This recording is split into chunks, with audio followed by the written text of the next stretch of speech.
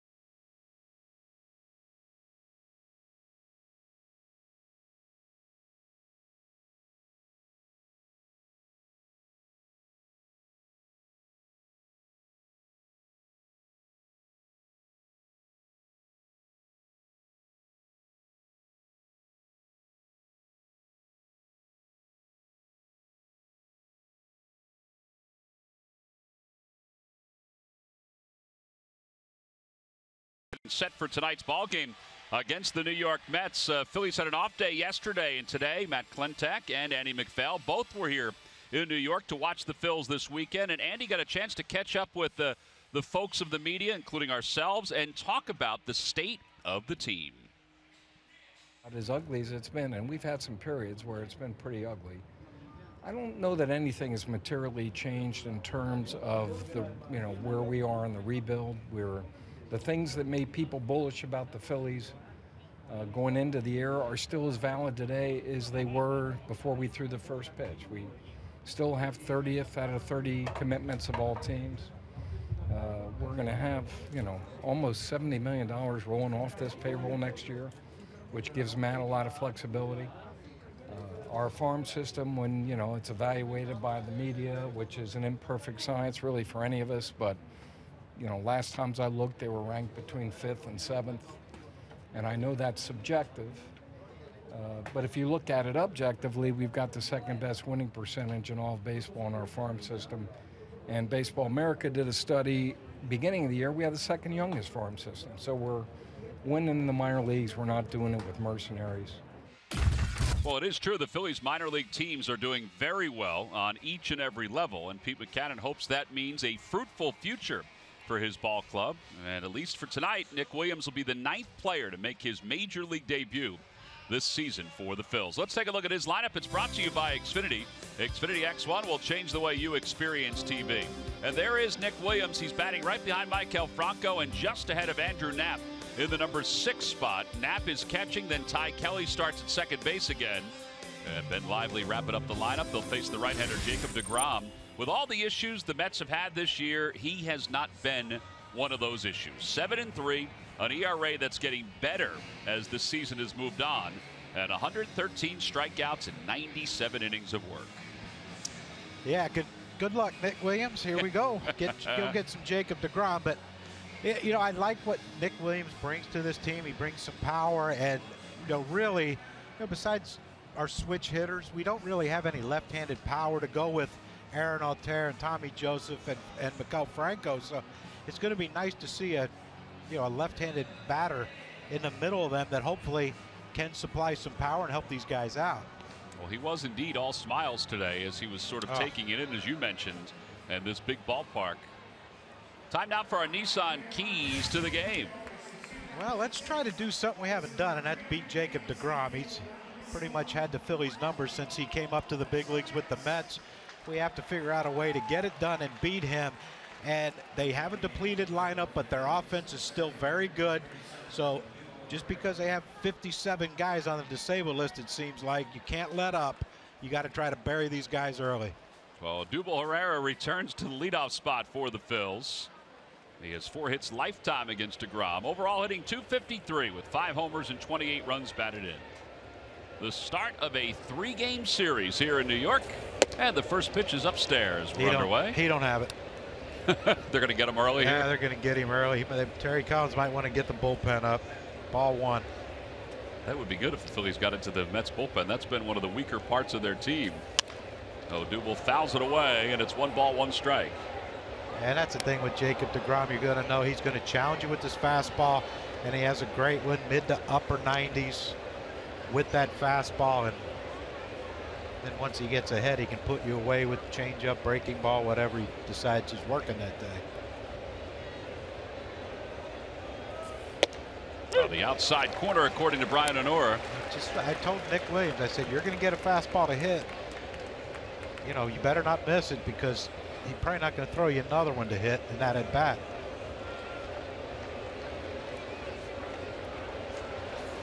In the dirt, 2 balls and 2 strikes. Yeah, I told him, I said, this is going to get talking to Mark Leiter there. But I told him, I said, man, it's going to move quick. The game is going to move quicker than anything you've ever been used to. So every once in a while, just take a step out and take a deep breath and just say, you know what, I've done this before. And just because there's more people watching doesn't mean the game has changed any at all. I guess that's the part that you have to understand. I mean, Mark Leiter went through that when he came up and made his major league debut as a reliever. Now in the rotation, at least for the time being. 3-2 is fouled away. 95 on that fastball.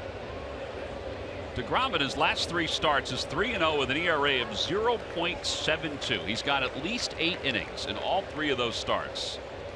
He and Chris Sale are the only guys to do that this year. So when Odubel hits a home run here, we pretty much scored as many runs as everyone else in the last 3 games, right? Pretty much. Maybe not. Goes after a high fastball that may have been ball 4. And 1 out here in the first.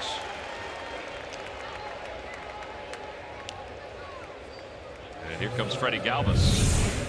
Well, this is what DeGrom brings. Look at all these pitches. The one, number 4 right there, was that breaking ball he tried to throw, and the rest are just fastballs that he's going to throw. He will come in, but he's going to try to get you out of way with that fastball, and he's going to try to elevate it. I mean, he threw how many balls in that box that, you know, should have been a walk. Yeah, including that last one, which was way upstairs. Freddie takes outside. It's 1 ball and no strikes. And, you know, when you start thinking about a guy who doesn't walk many hitters, you know, that ball's hit on the nose, but right at T.J. Rivera. 2 outs. You know, you'll get it in your head, like, you know, he's 3-2. He's not going to walk me. So you think he's going to throw a strike, so I'm swinging, and consequently you go back and gently place your bat back in the bat rack and your helmet back in the helmet rack and take your gloves off and think, oh, probably shouldn't have swung at that one. Some just don't do it as gently as others. Well, here's Aaron Altair. Altair's hit in 10 consecutive games. Takes a curveball and it's 0-1. We should really start writing down the patterns.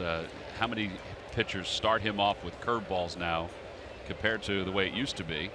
Ross Burns is the lucky participant in the McDonald's home run jackpot. Ross is from Sewell, New Jersey.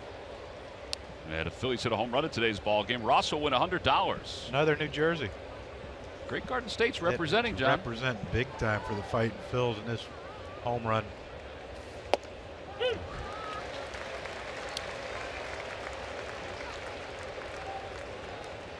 ball, 2 strikes.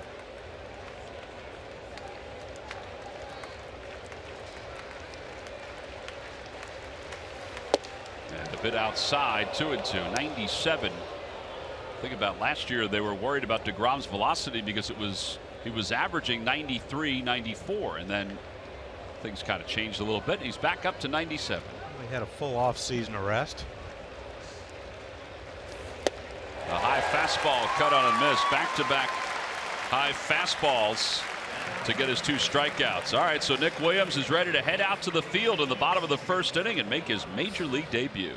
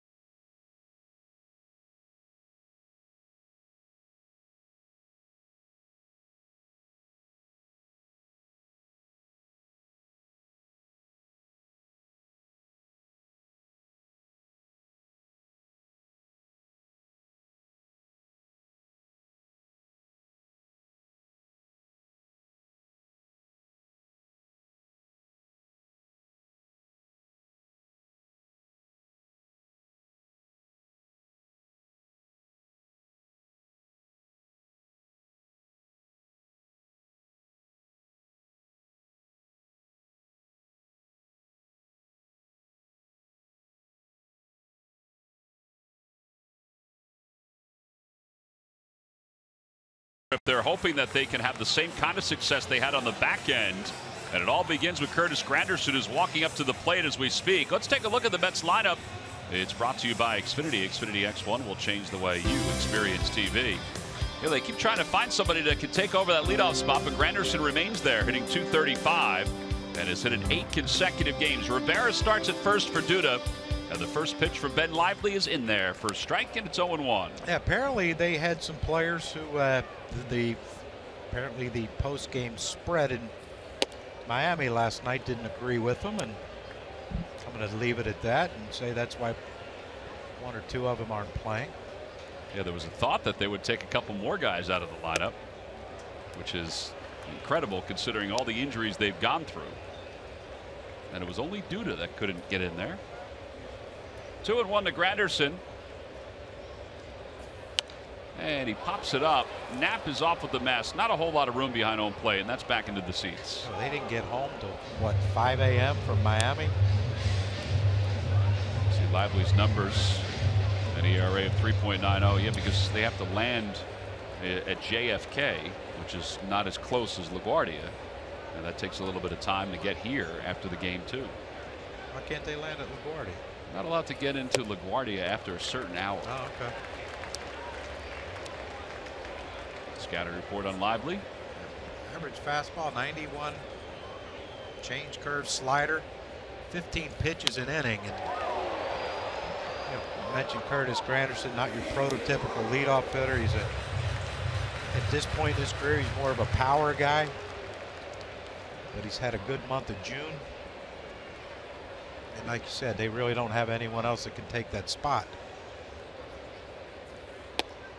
And a breaking ball, ball 4. Now Granderson will walk, as you just saw. And that's part of the reason why Terry Collins likes him. Yeah, top of the order. And you hear people talk about, oh, well, you know, if you're a free swinger, you can never learn discipline as you get older. He has. Absolutely has. I mean, he was like, he would have swung at that one 5 years ago. But I don't know what happened with, you know, Kevin Long with him at the Yankees. Now he's with him now with the Mets, the batting coach, and you know, all of a sudden he became selective. So it can be done. Some people can't do it. We've seen that. Jeff Francoeur was probably a perfect example of that. Even when he tried, he couldn't do it. Yeah. As Asdrubal Cabrera takes upstairs. Well, Cabrera's been in somewhat of the spotlight for the Mets. Offensively, he's done well in the last week. But he also was a little disgruntled when they moved him to second base. And he asked for a trade. He's rescinded that request, but some people think that he will be dealt at some point, as Lively has fallen behind 2-0. Yeah, you just don't understand it. You know, I know he's been around a long time, and you know, when guys are around and they're veteran players and they've done some of the things that he's done, you know, sometimes I think you feel like, you know, I have say so now. But you know, I always looked at it like, you know, you're paying me. If you want me to catch, I'll catch. That's a good attitude. You know, you just don't question. I don't understand it, but you know, it's kind of the way the things are now, and it's kind of accepted that, you know, sometimes players have say so in what happens. Well, and Terry Collins didn't come out and say this, but there are thoughts that his range at shortstop has been diminished. So that's why they thought maybe second was a better position for him than short. Yeah, I never understood that either. Why second's a better position than short? Yeah, what is there more balls hit to shortstop than second over?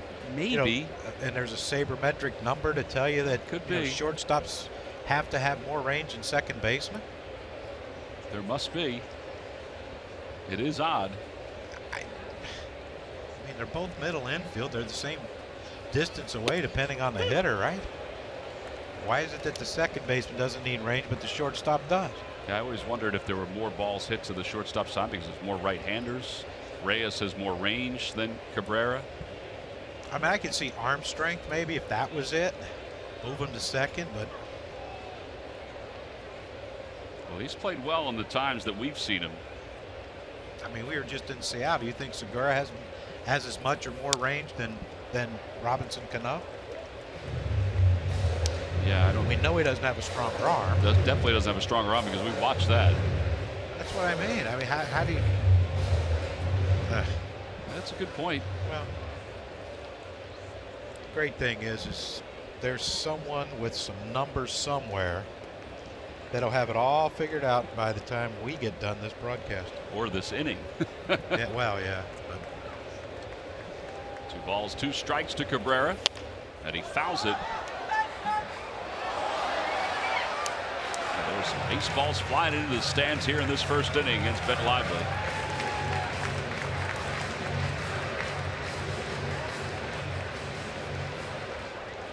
Bennett, his last start, went 5 1/3. He allowed 7 hits and 5 runs.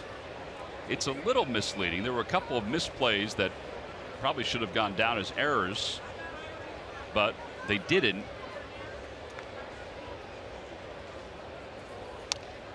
Another tapper foul, and it remains 2-2. Tonight's game is also available in Spanish. Just use the SAP button on your television or change the language through the menu on your cable box.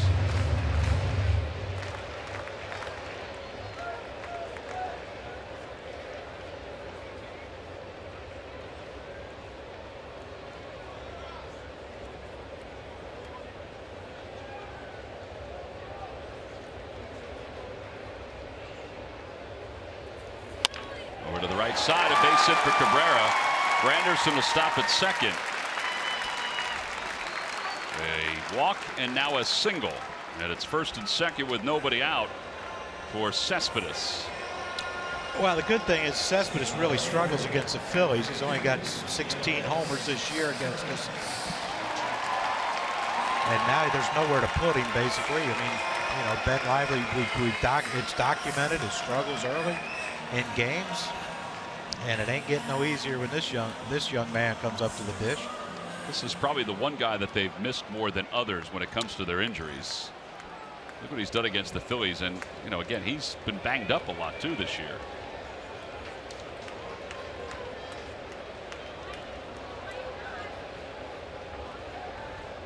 Cespedes against the Marlins was 2 for 13. And a fastball, and it's 0-1.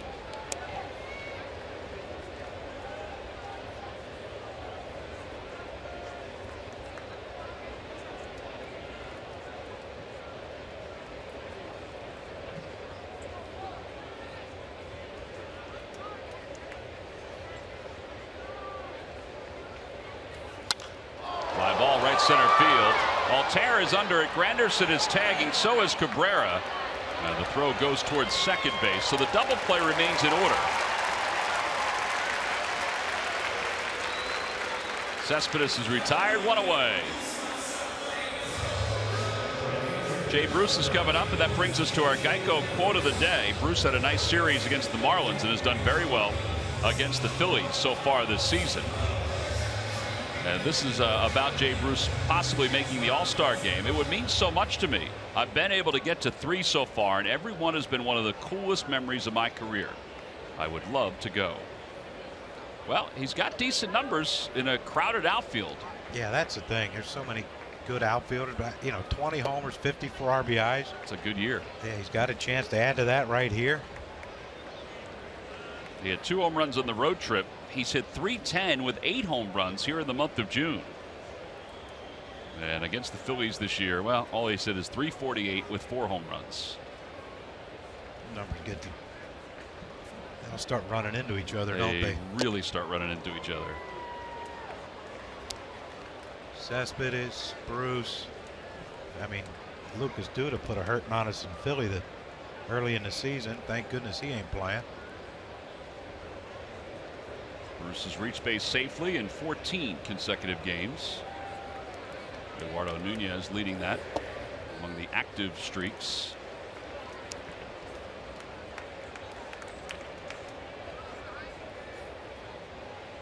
Mets acquired him last year from the Cincinnati Reds. Sure, there's a chance that he goes somewhere else again this year before the trade deadline.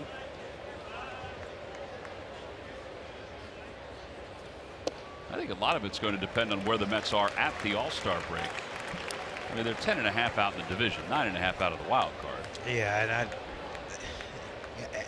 and they're that far back with the team that's in first place that their bullpen continues to struggle. And you know that they have the wherewithal or the funds, the Washington Nationals, to go out and get 1 or 2 bullpen pieces. Well, now they may need a shortstop too, with Trey Turner out after breaking his wrist.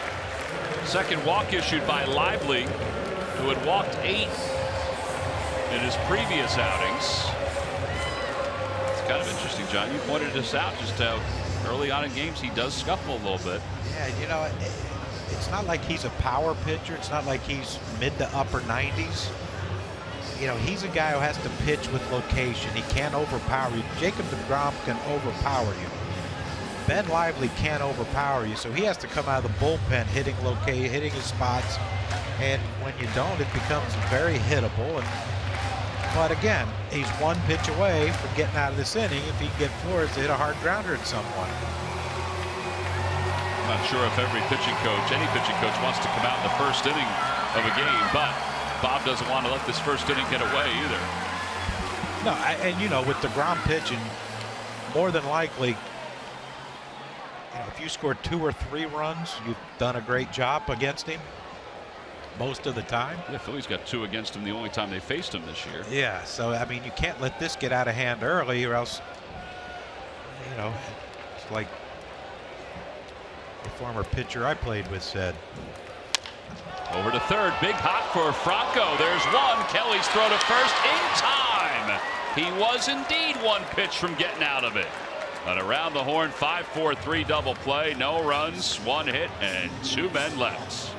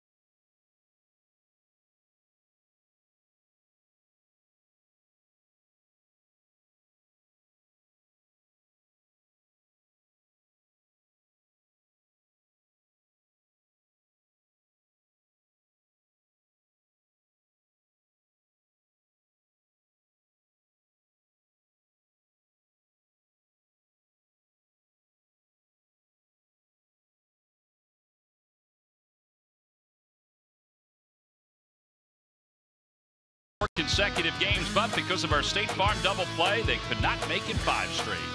Flores doesn't run well, and once Franco got to that ball on the first hop, quick throw to Kelly. Kelly taking his time, make sure he makes an accurate throw, and it wasn't even close. And that's our State Farm double play, brought to you by State Farm. Tommy Joseph leads it off, takes a hook from DeGrom, and it's 0-1. Wouldn't mind seeing 8 more of those. Just hopefully not with the bases loaded. Yeah, this pitch count will be really high if that happens. I don't think anyone's ever thrown 250 pitches in a game, but I think Bob Feller did. I would imagine.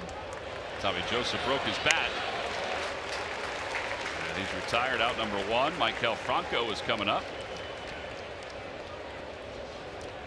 I know we had a guy when I was with the Padres, 1st-round draft pick. He played in the Texas State Championship, Jimmy Jones. And someone said that championship game, they went extra innings. He threw 175 pitches. And they tried to tell us his last pitch was like 98 miles an hour. You weren't buying it, though, were you? I love Jimmy to death. He's a great guy, but I don't think I ever saw 98 out of that arm. Franco takes a slider, and it's 0-1. Franco 2 for 8 in the series against the Mariners as Nick Williams waits on deck wearing number 5.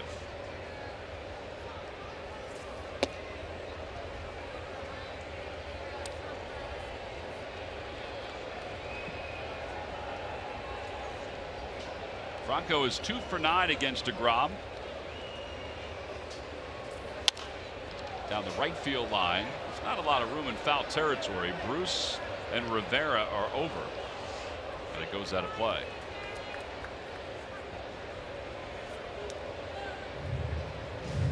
Got to tell you, there are a lot of Cespedes jerseys around this ballpark.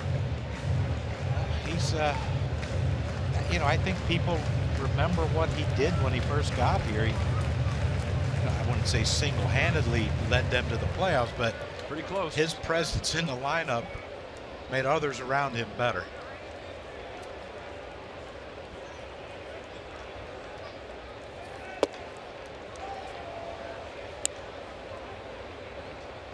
Two balls, 2 strikes.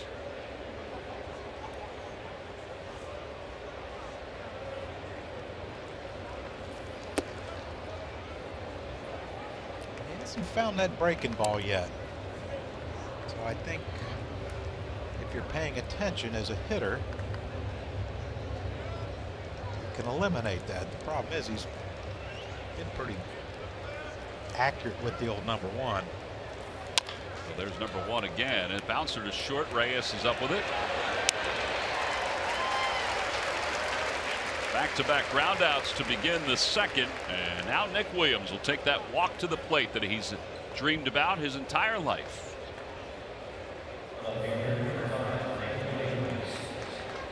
Nick was saying today that his parents were probably not going to get in for tonight's game, but the hope is that they'll get here tomorrow, but he wasn't sure. His fiance is here, and his fiance's family was scheduled to be here. He knew that. Williams was hitting .280 in AAA, and he swings at the first pitch. He heeded your advice. Yeah, he's going to get a fastball to hit. Just didn't realize it was going to be 97 up. Debuts this year. He is the 9th. It began with Brock Stassi on the 3rd of April. Yeah, the dirt 1-1. And aren't all those guys on the list still on the roster? On the 40-man roster? Or no, the on active the roster? Active. I think you're Leiter, right. Knapp, Milner.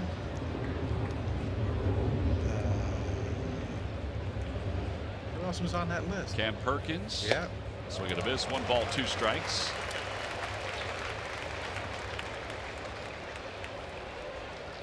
Breathe, Nick. Just breathe. I held my breath my whole first at bat. There's only 1 pitch. Lays off 2-2.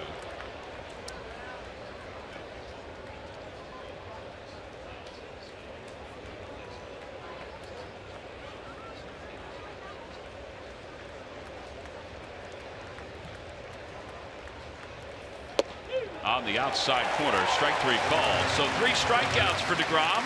At bat number 1 is in the books for Nick Williams. There will hopefully be many more to come. We'll move to the bottom of the second.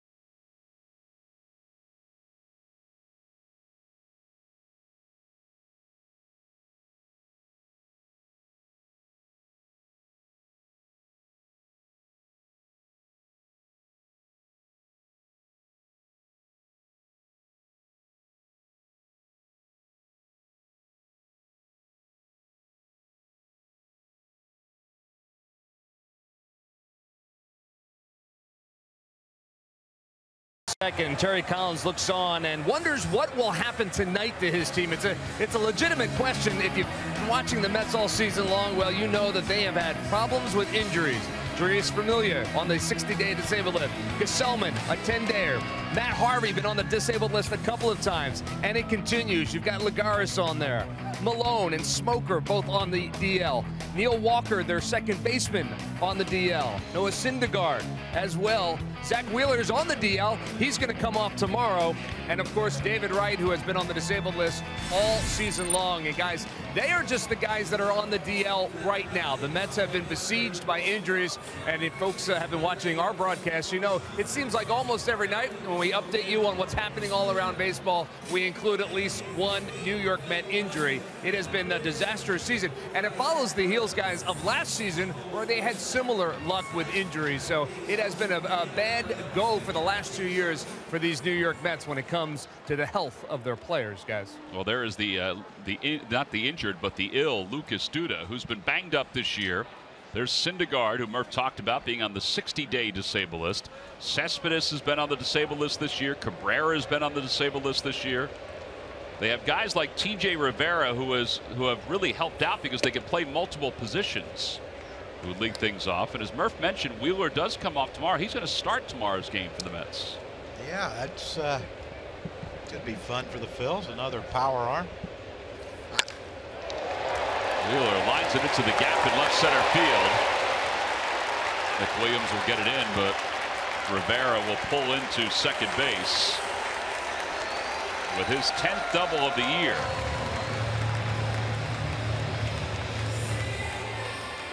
He doesn't look very comfortable playing first base, just on a couple throws that were made to him, but he looks pretty comfortable in the box. I mean, that's a fastball that he lively mislocation by a lot out over the center of the plate.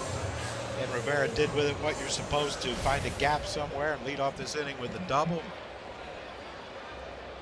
The thing you have to watch with too is DeGrom, not a bad hitter. So, you know, just because you might get Reyes to get ground out of here, and then you get d'Arnaud if he doesn't bring in Rivera from third base. Don't rest easy on DeGrom. Let's get to that situation first, please. Absolutely. Reyes hitting under 200, where he's been for most of this year. He was mired in a tremendous slump when the Phillies and the Mets saw each other earlier in April. Hitting just a $1.99. Maybe it's that eye black and it's very overcast. With the threat of a thunderstorm. Yeah.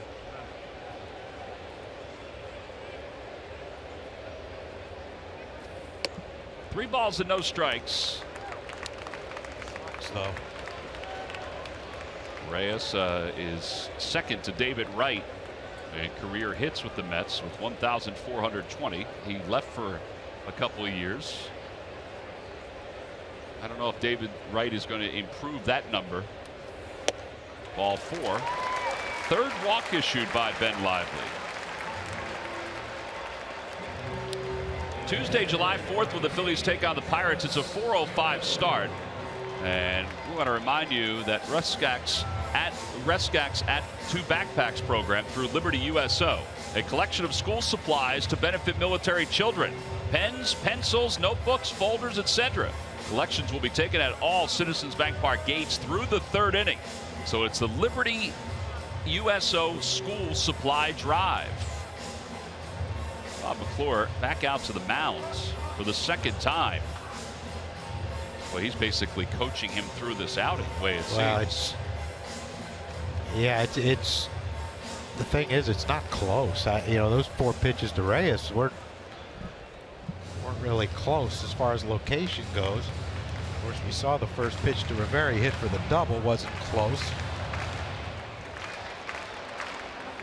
Well, now d'Arnaud hitting .228. Last couple of years he's had good numbers against the Phillies, not so much this year. Well, let's keep it that way. Why not another bouncer to Franco? I'd sign up for that right now. That was a better located fastball.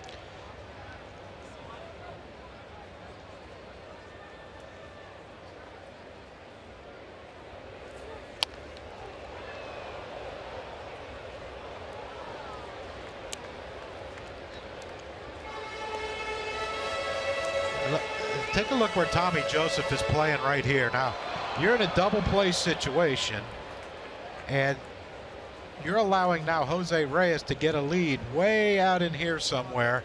And if it's a bouncing ball that's not a hard hit, I got to get off that circle somehow. But I'll figure that out later.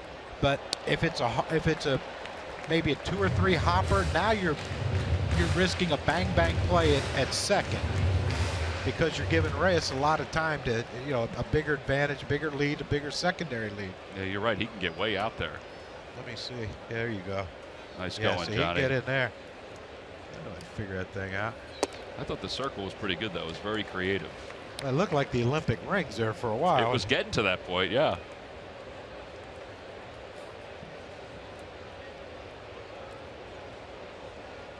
Let me see if this one's better. There we go. Make your own arrow. Yeah. Now I can draw whatever I want. Apparently that's what solid freehand no arrow means.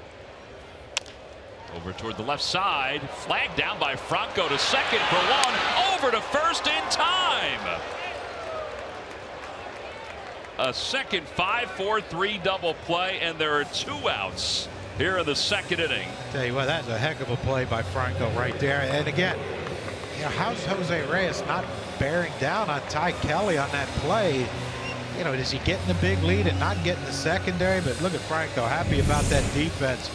I mean, watch his ball. I mean, he went a long way to get this ball, cut Freddie off, which is the only way they would be able to get it out. And that wasn't even close at second base. Well, he misses low to DeGrom on the first pitch. You're right. It's surprising how much time Ty Kelly had. Yeah. What?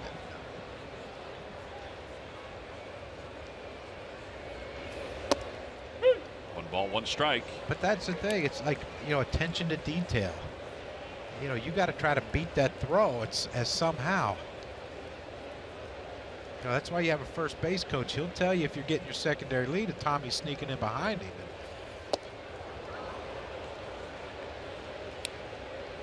If Ben Lively gets out of this inning, It's better than Houdini.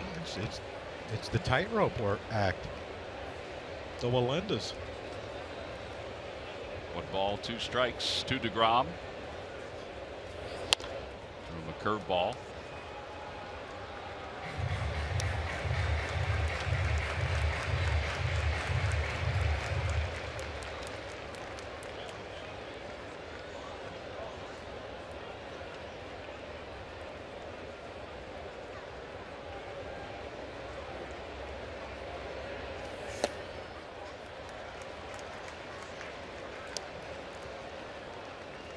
He's had to work hard for those 39 pitches so far. These are, I would imagine that most of these pitches were high stress pitches. Just imagining, but going on that tightrope. Yeah. 3-2. I wonder if he's. I mean, you hate to throw a breaking ball 3-2, but that's the only pitch he really commanded in this at bat. Well, he still has Rivera over at third base with 2 men down. 3 balls and 2 strikes to DeGrom. And ball 4. 4 walks, including the pitcher. All right, so he's pitched himself into another jam with Curtis Granderson coming up. Bob looking on, and these are the trials and tribulations of a young rotation. He certainly is having a difficult time with his arm slot to try to find the strike zone. I tell you what, I love the fact that Franco went in and talked to him. He's made a couple defensive plays to really help Ben Lively out. I'm sure that was one of those. Come on, let's go.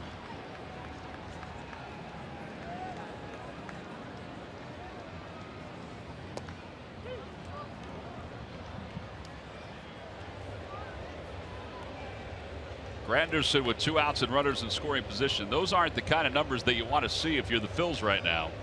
But he's been excellent in that category. Well, you wonder where all those teams are in the pennant race. Well, the Mets really. They feel like they are. I mean, they're 10.5 behind the Nationals and 9.5 out of behind the Colorado Rockies. They feel like this last week before the All-Star break, is their chance after a 5-5 road trip. 1-2. I don't know. Okay. Hey, we can go with that. That's what they believe. They're going with the glass is half full. Steven Matz pitched well for them. They get him back. He was on the disabled list earlier.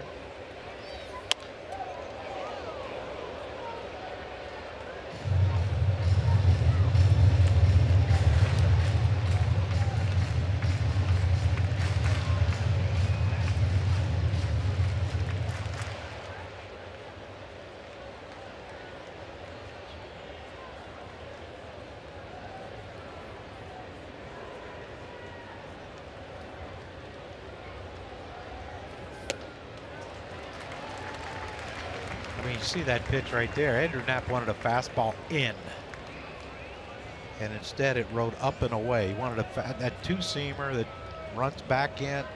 You know, start at the left-hand hitter and run it back over the inside part. He missed that by a lot. The other part of it too is that they are fouling a lot of pitches off, which means there's not the normal deception that Ben has. Yeah, and you think about this inning. Granderson makes an out. You know, they don't score, so you think, all right, everything's good. But you know, he had a chance to get out of this inning with 38 pitches.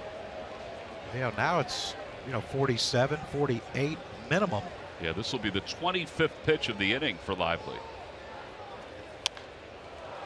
Fouls it off to the third base side and out of play.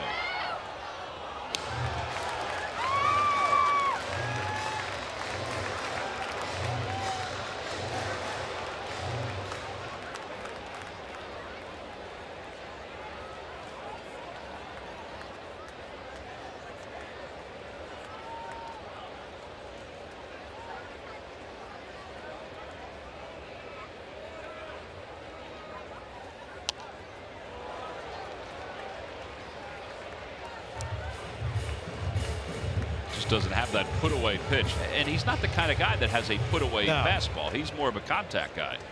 Yeah, not a big strikeout.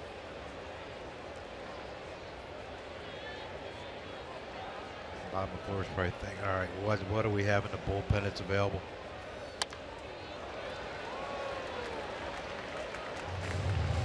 What do you do if you're a pitching coach or a manager when a guy he's fouled off 9, he's had 9 pitches in this at bat, he's fouled off 5,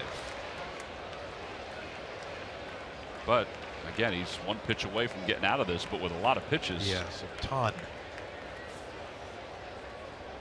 2-2 pitch to Granderson, back toward the middle, and it's squibbing out towards second, saved by Galvis. A run scores. It's an infield hit. 1-0 Mets on top. After all that, it's an infield single that scores the run.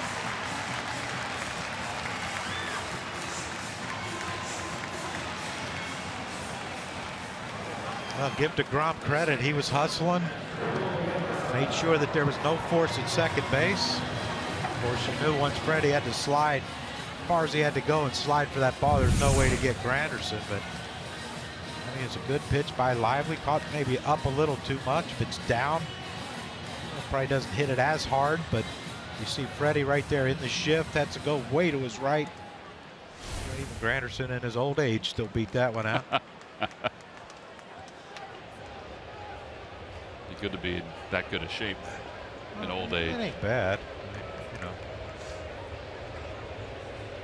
All right, so now Cabrera, who singled his first time up, rolls over on one to first. Unfortunately, Cabrera not really running up the line, so the 3-1 putout is fairly easy. A run does score on the infield hit by Granderson. We'll move to the third.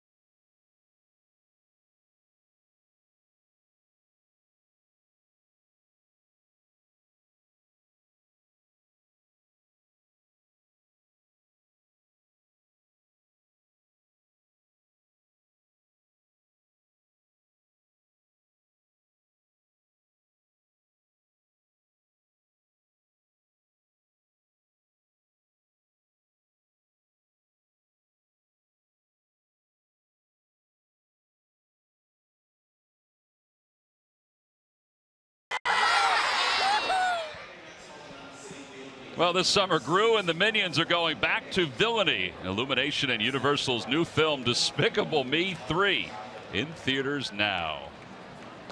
They're big baseball fans, the Minions. Obviously. Yeah. I mean, once again, another. That's movie. not a classic for you? No, I've never seen. Oh, man. There's 3 of them. This is the 3rd. And they are very funny. And Gru. Do they talk? Oh, they just do that what you just heard. They do talk, but that's pretty much what you hear. Willie Nelson. It does have a little Willie Nelson flair. Well, that's an old style Phillies hat. That's 1976 right there. That's a Jim Dandy of a hat.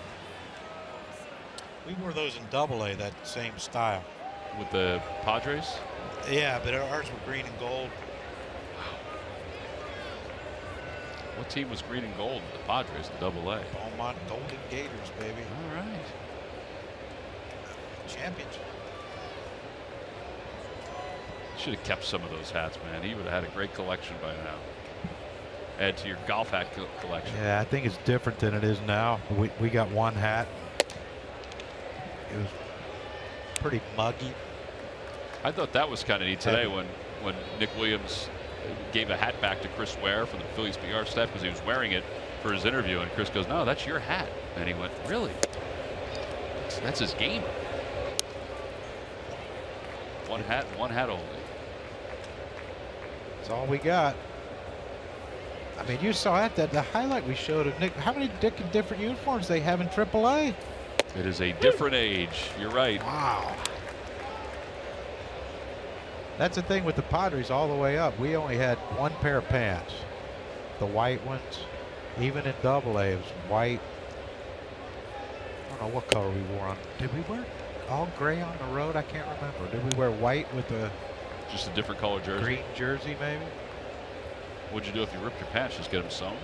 Yeah, they patch them up, and then if they got too bad, they give you a new pair. You didn't have to go to one of the sporting goods stores to buy your own? No, but I tell you what, me and who was my roommate at the time? It wasn't Tony Gwynn. He had surpassed you guys, right? No, I think it was Tony and I were on a road, and we only got a couple bats, and we had to go to a sporting goods store, and we bought bats off the rack to use in the game.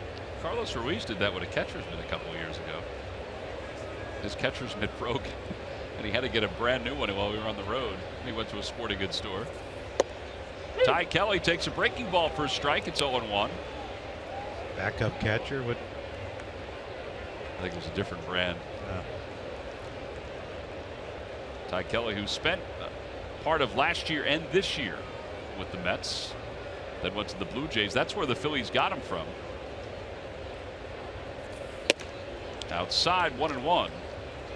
He's going to get a chance to play a little bit at second base now with Howie Kendrick on the disabled list. Yeah, Bo was teasing him about what are they doing to you? Making you play every day? As only Larry can.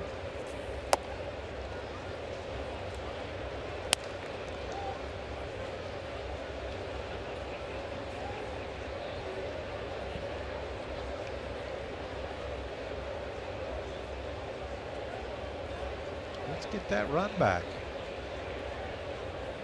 And run his pitch count up a little bit too.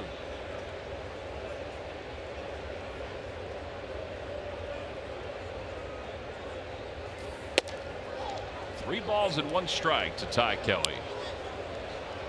Well, we know he can hit a fastball. You know DeGrom's going to throw it.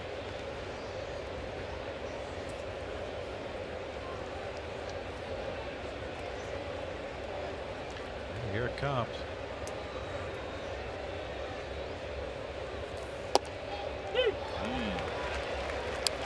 Three balls, one strike. That is a 96-mile-an-hour fastball. Looked like it was a little down, but it's close. Yeah. Yeah. Probably not a good pitch to hit 3-1. For a lefty, it might have been a good one.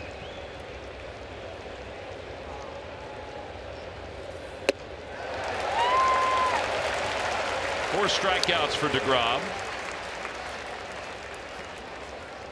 That'll bring Ben Lively to the plate. Well, one of the great giveaways the Phillies have coming up Sunday, July 9th. It's the Hers Kids Retro Pullover Jacket. That's against the Padres. It's free for children 14 and under. Go to Phillies.com to purchase your tickets. And I get another picture of that pullover. Here's Ben Lively, who hopes he has visions of Robbie Ray at some point in this game, who he homered against in the last start against the Diamondbacks. Can't believe they have him bunt. Probably had to do a double take of the signs as well. Should I go back and show him a highlight tape? They got some pop.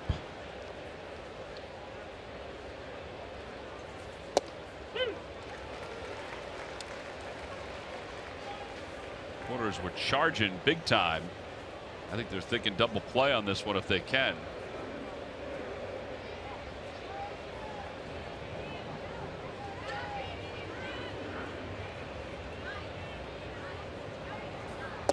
Jabs at it, 1-2. That 1-0 fastball was probably the best pitch to bunt. Yeah, that slider about 4 or 5 inches off the plate's a tough one.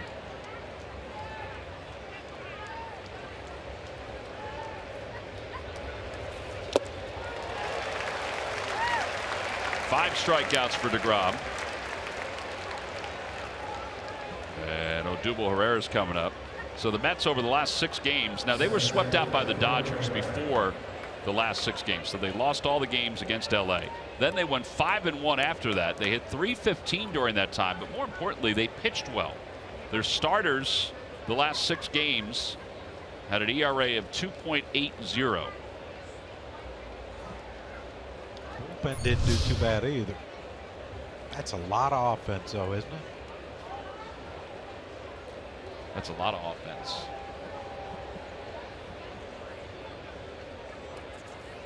Outside, 1-0.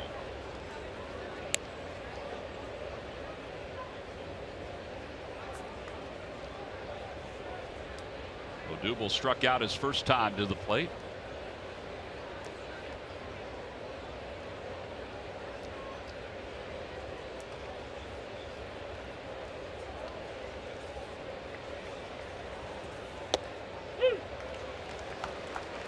Might have found that slider, John.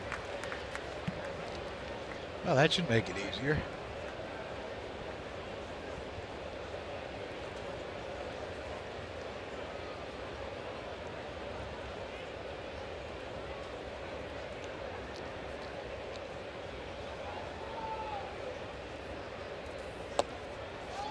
And Knapp with the delayed steal, nobody covering, and he swipes second base for his first major league stolen base.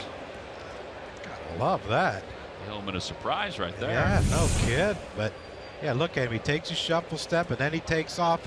By the time Rivera notices, or the second baseman notices and says he's going, Darno had already determined that he wasn't going and he wasn't prepared to throw. And Reyes was so far away from the bag. Yeah, Reyes is playing back in the grass. He couldn't get there.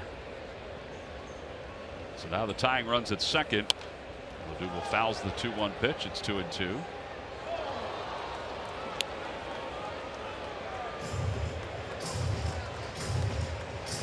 Odubel's wrapping up a month of June in which he's hit .320, but also has collected 13 doubles during the month of June.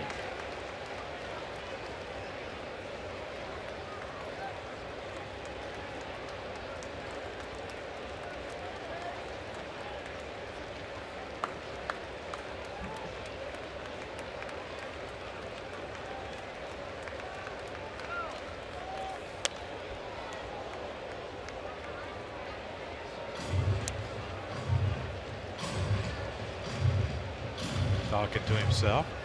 It's always a good thing.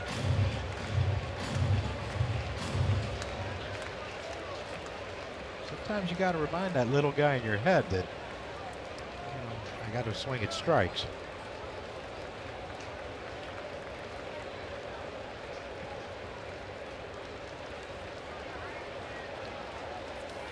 Back toward the middle, out towards second base, picked up by Reyes, who hesitates.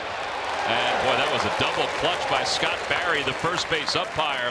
Mickey Morandini went right to the ears like, you got to review this one. He was about to call him safe, and in the action of calling him safe, he punched him out.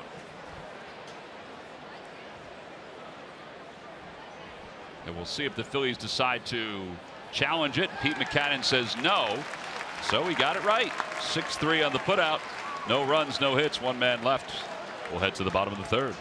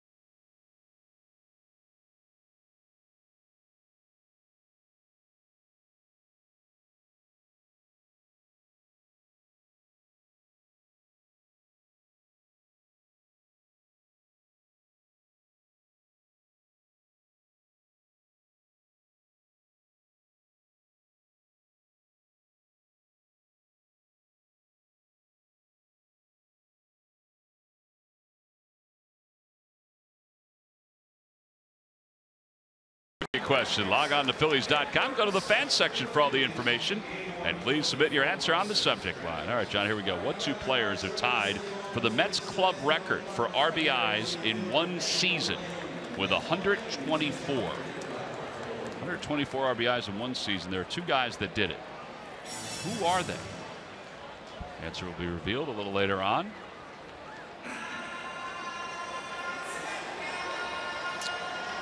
Cespedes is coming up.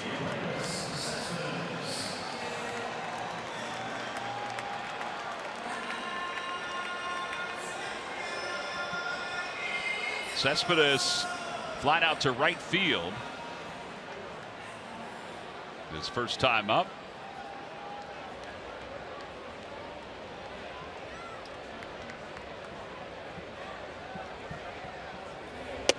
And first pitch fastball by Lively, and it's 0-1.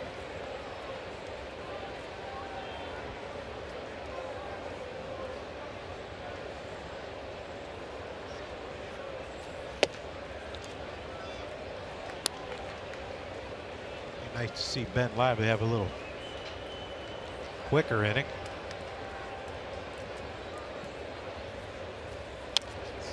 Went with the breaking ball, and it's 1-2. He went with the breaking ball. That ball almost went. That was a hanger. Yeah, Cespedes doesn't miss many of those. Boy, lucky. Just pulled off that one.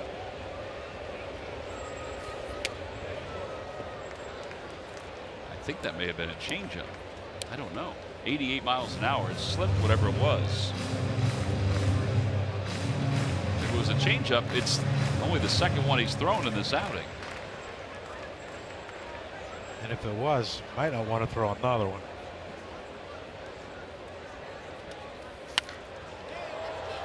Popped him up in foul territory. Freddie Galvis is there, and he makes the catch. Phillies baseball is brought to you by your Delaware Valley Honda dealers. Hurry to your local Del Val Honda dealer. Visit DelValHondaDealers.com. And by WB Mason. Who bought WB Mason for fast, free delivery? Nobody does it better.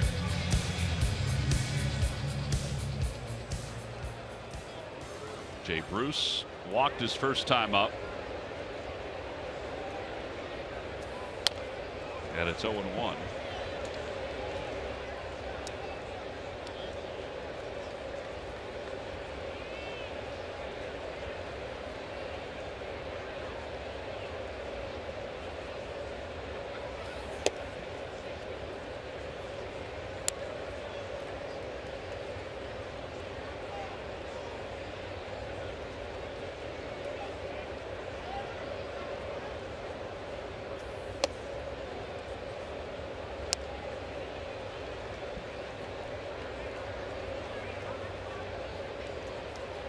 Well, that's one quick one, huh? That's the pitch I think he's had the most problem with. Well, I shouldn't say that. The fastball tailing away has been a problem, but also trying to get it inside to these lefties has been a difficult time too. And we know Jay Bruce can get out on that outside pitch and still hooking. That one's punched out to left. Williams scampers in. And there are 2 outs. I will say, watching the 2 plays that Williams has had, that catch, maybe not as much as the ball in the gap earlier. He's quick. Yes, he is. Yeah, and when I was asking, that I didn't get to see him in spring training. The games I was at, he didn't play. And they said he's basically a left-handed Aaron Altair with the, long, lean body, athletic, can run.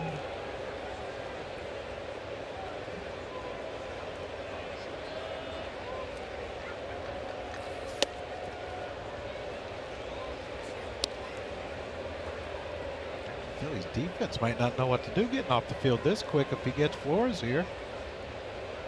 They might stay out there and think there can't be 3 outs. Now he tried to go upstairs with the 0-2 fastball.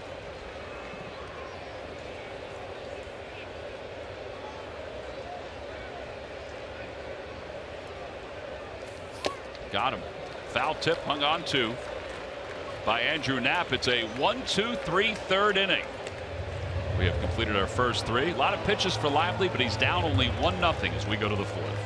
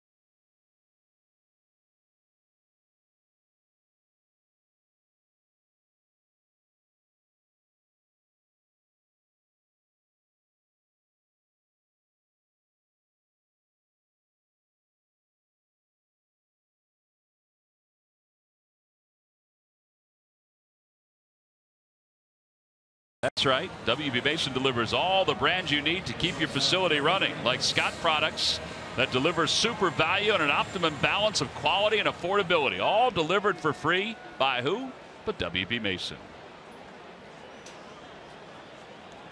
Well, Phillies down just 1-0 as we go to the top of the 4th inning.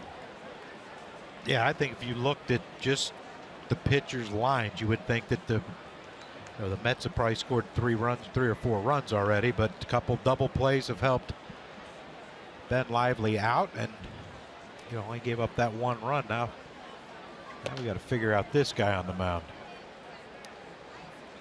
Yeah, DeGrom has been very comfortable striking out 5 so far.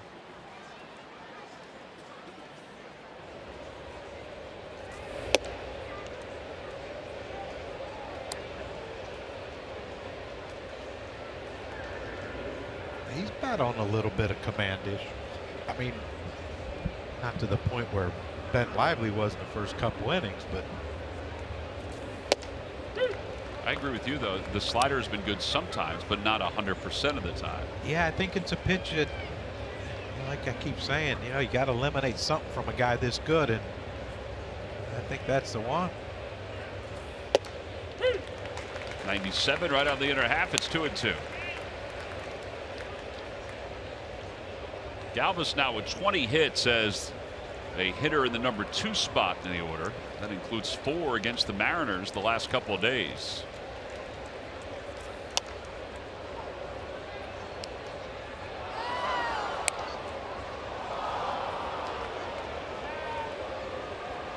He was going over some extra hitting today with Matt Stairs in the cage while we were down there.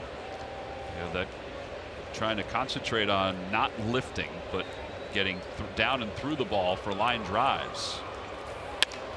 There's a line drive to left. Cespedes, I'm surprised he was playing that shallow, but it worked out for him. Headed on vacation this weekend? No reason to miss the Phils. Catch every CSN game with the NBC Sports app.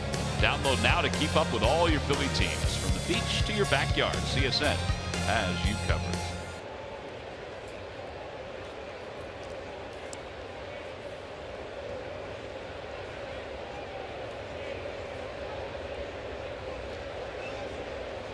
First pitch breaking ball to Altera. No, they're changing it up.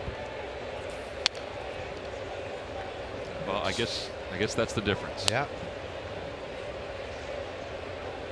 And it was in a good spot. It wasn't like it was a get me over. He's probably looking breaking ball. Dan Borthon, the pitching coach for the Mets. Talk about somebody who's been around for a while now. Terry Collins has been around for a while. In fact, Terry, this is his 7th season as the manager of the Mets. Supposed to get fired every one of them, wasn't he? Every single one of them. He's matched now Bobby Valentine and Davey Johnson for the number of years. That was a hanger. Hit out toward right field. Struble Cabrera runs it down for the second out.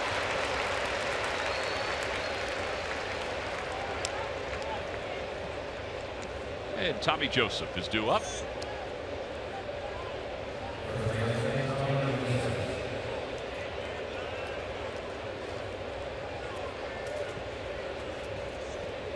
Tommy grounded out to third base his last time up. Played a big hand in that victory against the Mariners on Wednesday with that towering home run. Pete said the guys are just tired of losing. We've been in so many close games that it does get frustrating when you lose most of those close games. Yeah, it really does. And you know, that was a great sign the other day against Seattle, because Mark Leiter, he said his stuff was so much better against Seattle than it was against Arizona. Really? I didn't see that. He said, but they jumped me 3 times on first pitches on pitches that he thought they weren't be looking for. There's a slider. DeGrom is able to strike out Tommy Joseph. 6 strikeouts for DeGrom.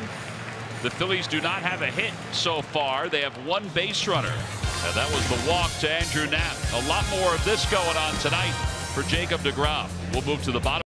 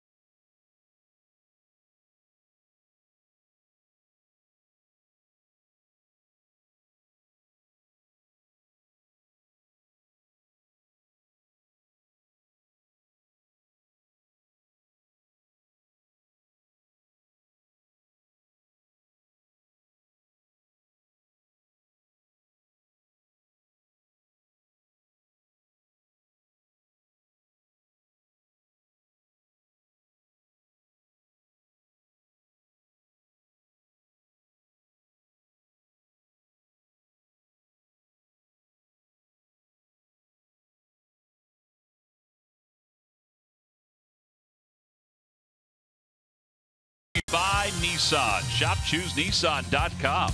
And by Jefferson Health. Call 800-JEF-NOW or visit jeffersonhealth.org. Bottom of the fourth inning. It looks like it's a pitcher's duel. It's been somewhat one-sided, but give Ben Lively some credit. He's only allowed the one run, and it was on an infield single. He's working around 4 walks so far, and he retired the side in order in the third. Now let's see what he does here in the fourth to begin things against T.J. Rivera. It is amazing, though, isn't it, how funny this game could be with Ben Lively struggling with command, guys on base seemingly every inning, but every inning but the last inning, and DeGrom just rolling through our lineup, and yet it's only 1-0. Yeah, one swing, and the Phillies are right back at it.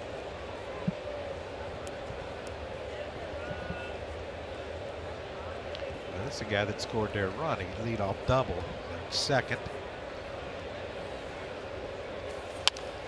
Fights that one off. They knocked down by Lively, who backhanded it and then threw over to first, and hopefully that glove hand is okay. He tried to do that on the ball hit for the infield hit by Curtis Granderson. Yeah, he did. Yeah, he's pointing right there to Knapp. Yeah, it hit my glove, which is very lucky. That thing hits his wrist. Who knows?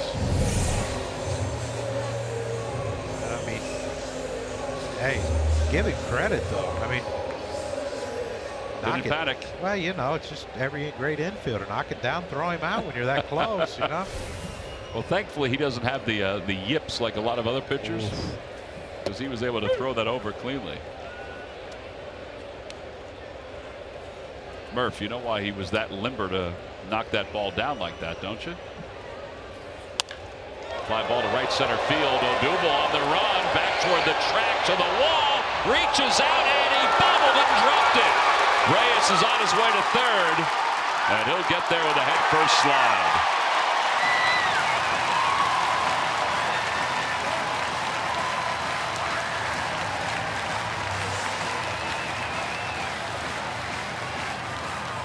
Well, it goes down as a triple for Jose Reyes. Odubel had a long run for this ball, and man, you thought this was it. He was going to make a play, but he took a peek at that wall, and then the ball, it looked like see there, he takes a peek and lost track of where the ball was. And give Reyes credit, but here's the attention to detail that you have. I don't know what that is, and apparently he's throwing a knuckleball, but Ben Lively wasn't backing up third. He was standing still in fair territory by the third base bag. If that ball gets past Franco or hits Reyes and goes, they got another run.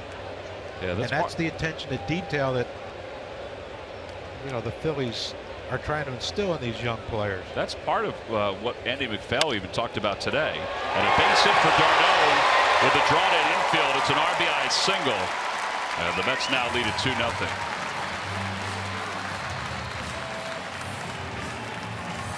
So Reyes with his fourth triple leads to a run.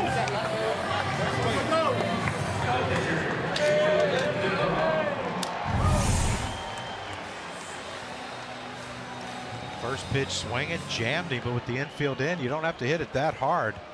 You see how d'Arnaud got on top of that ball, hit a lot of top spin on it, got through the infield. There's no guarantee DeGrom bunt.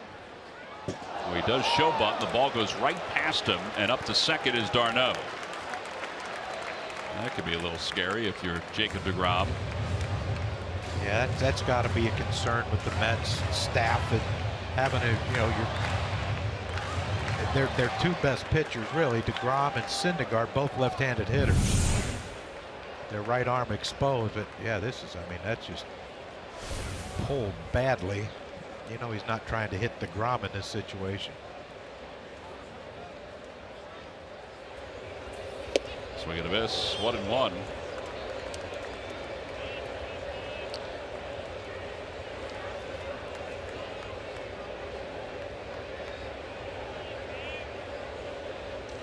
Daddy hit an opposite field homer the other day. DeGrom did? Yeah. Well, he is an athlete. I mean, he is a very good athlete. Yeah, but that's when that's a lot of pop. I forget who it was on their it might have been on their team. They said, look, he can hit, but for him to hit an opposite field home run, there's got to be something with these balls. In San Francisco. Yeah. And a breaking ball, best one of the night for Ben Lively, and he gets DeGrom looking. 2 outs. Here's been his nemesis. Curtis Granderson has seen a ton of pitches. Yeah, I've been reading a lot about that. That they, you know, a lot of the pitchers are questioning the ball. I know Cishek said that he said that they feel different. Tighter. Tighter. He said they feel different than last year's ball. Some are saying that the laces aren't as high as they were last year. Which will explain why breaking balls, they said their breaking ball doesn't break as much. Now, Larry Anderson showed me and Scott Fransky today how he used to raise the laces with his fingernail.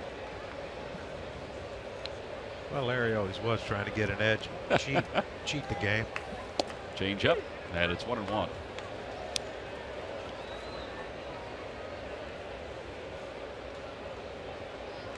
Well, they're certainly not going to say there are fewer home runs this year. They're hitting them.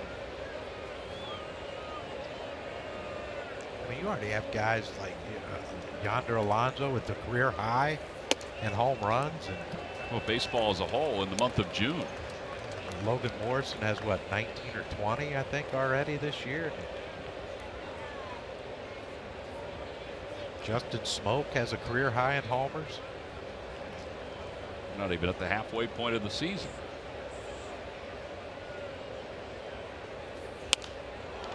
Out towards shallow left. Williams started back. Now he comes in, but Galvis is there. And the side is retired. 1 run on the RBI single by d'Arnaud after the Reyes triple. So we've played 4. We'll go to the 5th. Phil's still without a base hit.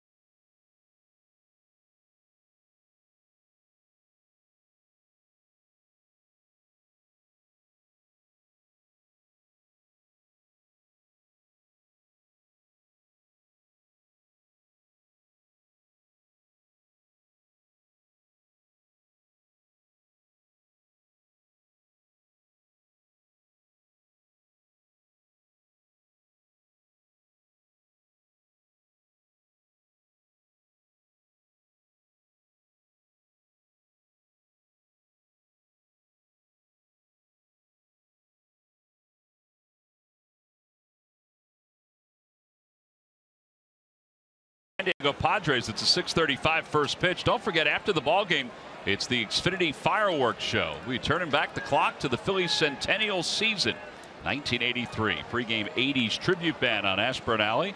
The always popular retro-themed player headshots on Fantavision. Go to Phillies.com to purchase your tickets. That's retro right there. Maikel Franco will lead it off.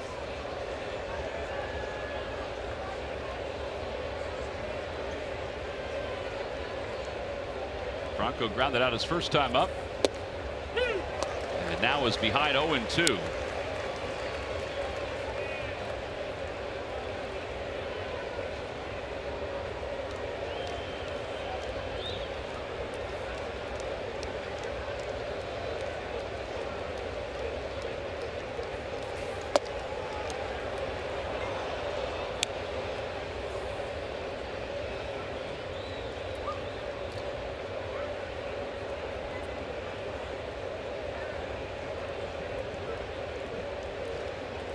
DeGrom's doing with Miguel Franco, just away, away, away, away.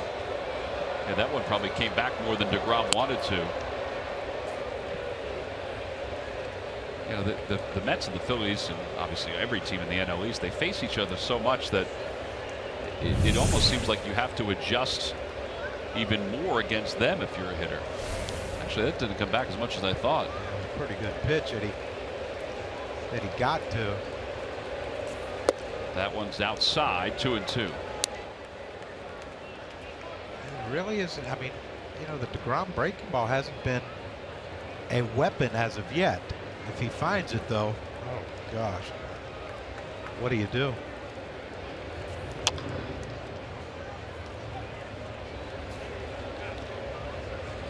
He's gone through 4 innings. We haven't really hit but what, 1 ball or 2 balls hard. Yeah. And he ain't got a breaking ball yet. Yeah, Galvis has probably had the 2 hardest hit balls. 6 strikeouts, no hits allowed by DeGrom so far. And now the 2-2 pitch to Franco. Just a bit outside, 3-2. Ryan O'Nora is the home plate umpire.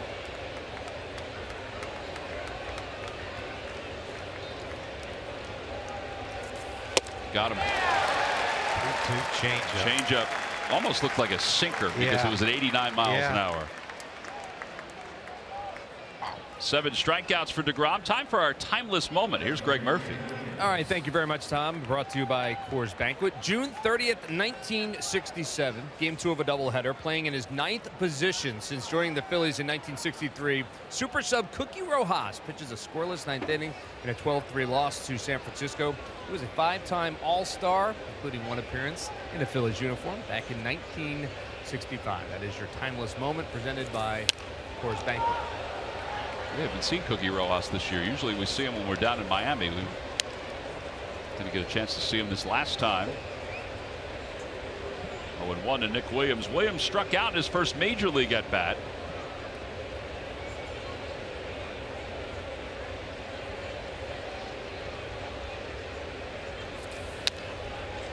You know, Tom, when you get a chance, I'd love to know what you meant about Ben Lively and his flexibility. Oh, yeah. I just meant because he had a grasshopper the other day in Seattle. Oh, well, there you go.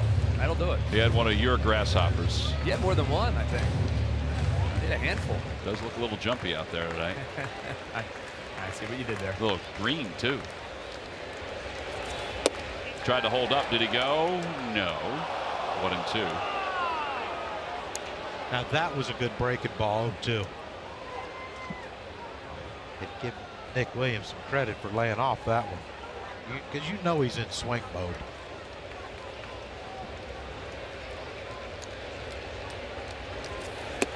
Try to check again. Didn't go again. Groundhog Day. Well, the third base umpire. Pitch, same attempt, same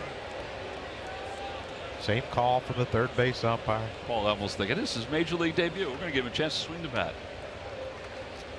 Well, I'm sure there's some Met fans that probably think he swung 4 times already in this at bat.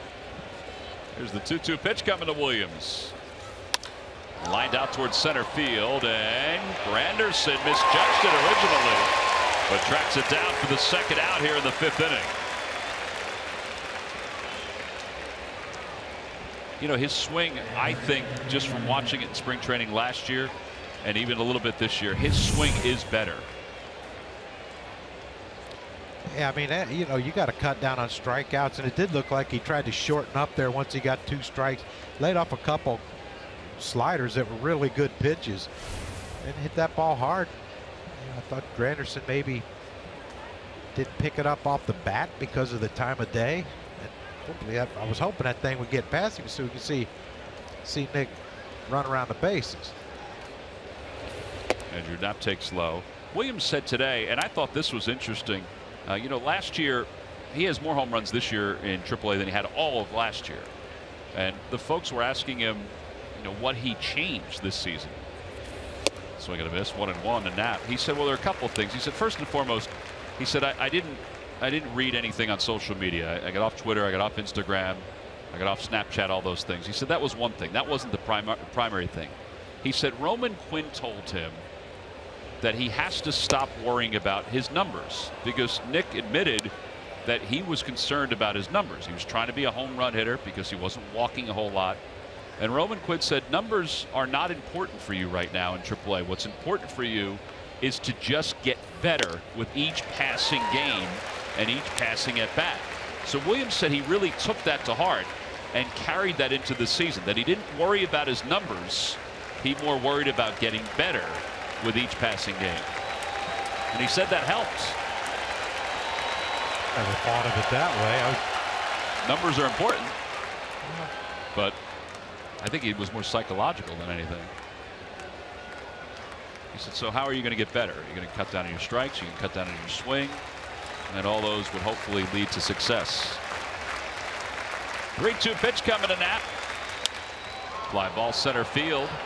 Granderson, I think you're right. He doesn't see it. He's waiting for it. It's over his head. And Knapp is around second base. He's heading to third. Cespedes got there a little late. And Knapp is at third with the first hit of the night. It's a triple. His first major league triple. He's getting a lot of firsts tonight. First stolen base, first triple. How about that? Wow. To lose a potential no-hitter. And we're only in the 5th inning because Granderson just couldn't see it. Yeah, he couldn't see it. Yeah, like you said, Cespedes didn't get over there that quickly.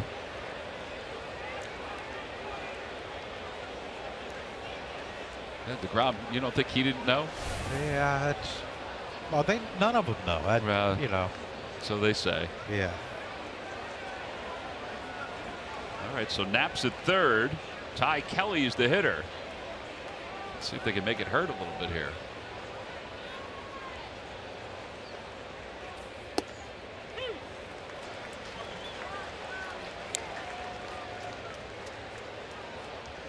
Yeah, this is a tough time of night, though, because of the cloud cover. The lights haven't yet kicked in that high.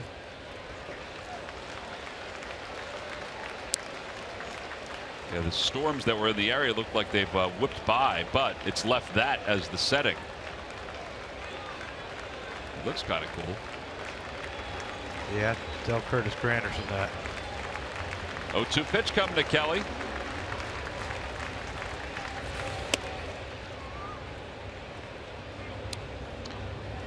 Tell you what, that would kind of stink if that was the only hit the Phillies got tonight.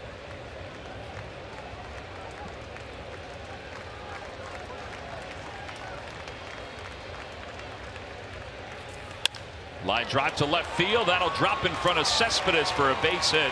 And the Phillies score a run. Ty Kelly with his 8th RBI of the year. And it's a 2-1 ball game. There we go. Turn the lineup over. Get a run on the board. You know, once you get one hit off a guy, it's a flurry. I mean, here they come. A good piece of hit, though, by Ty Kelly. Shoot that thing to left field. The hustle of Andrew Knapp. You know, that easily, he could have easily stopped at second. I thought he was going to stop at second. But, you know, if he does, with Cespedes' throwing arm, as hard as that ball was hit to him, he might not be able to score. You never take anything for granted. 0-2 to Lively. I would be surprised if Ben Lively hit a home run again today off of DeGrom. He has that same swing that he had against Robbie Ray. It might go out in the same spot. Yeah, he doesn't look as comfortable. At a strike 3 call. 8 strikeouts for DeGrom, but the Phillies do get a run. And their first hit of the night, a misjudged triple because of the sky above Curtis Granderson.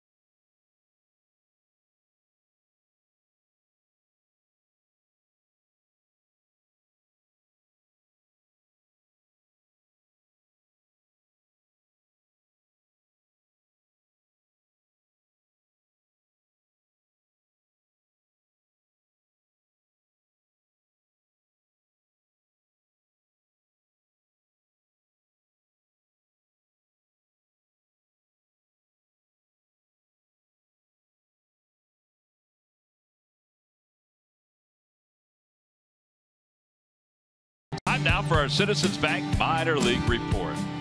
Taking a glance at what's going on. Well, Rhys Hoskins, Dylan Cousins, Alfaro Eshelman, and Pedro Beato all will represent the Phillies and the Iron Pigs in this year's All-Star game in Tacoma, Washington.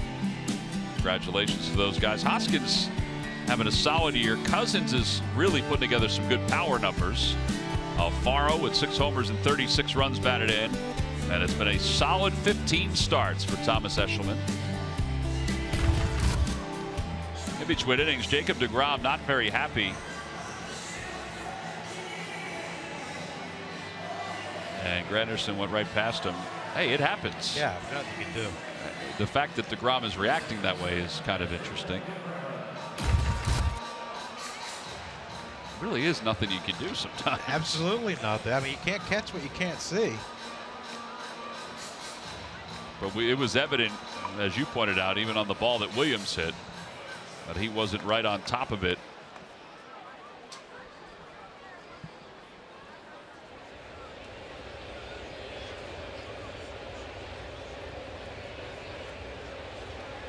Here's Asdrubal Cabrera to lead it off against Lively, and he takes strike one.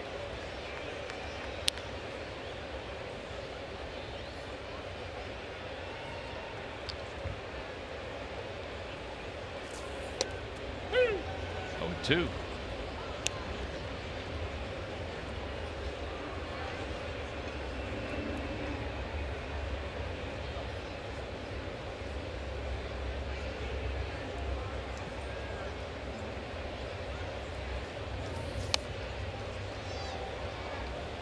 That was an aggressive swing. That was a please, I don't want to strike out swing. If he did that on purpose just to foul it off to spoil it, that's amazing. Ground ball right side. Tommy Joseph flips to Lively covering. Second straight time that Cabrera's grounded out to Joseph. Crush home runs and dominate in your very own home run derby competition in the official MLB.com Home Run Derby game on the App Store and Google Play. Swing for the fences against more than 10 million players from around the world as your favorite Derby All-Star. Download Home Run Derby for free today. Here is Cespedes, who's flied out and popped out. 0 for 2.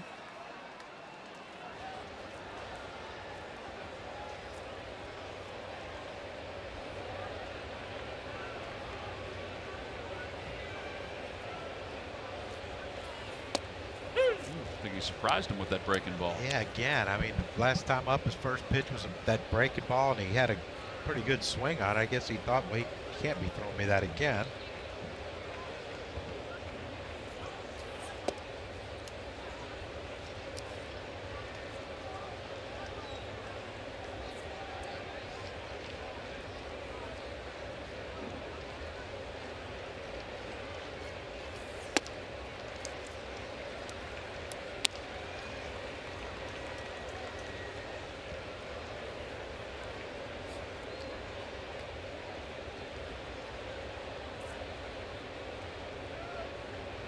Got a lot going on, doesn't he? He sure does. I think they had all that stuff in Cuba too. Shin guards and elbow guards and batting gloves on and batting gloves in his pocket. Personalized too. Well, if he ever got stranded somewhere, he'd have enough stuff to wear. Yeah, he probably shouldn't be cold.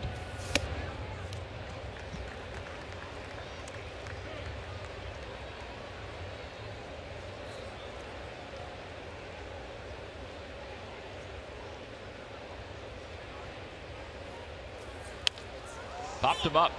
Knapp back to the screen, and that will find its way into the seats.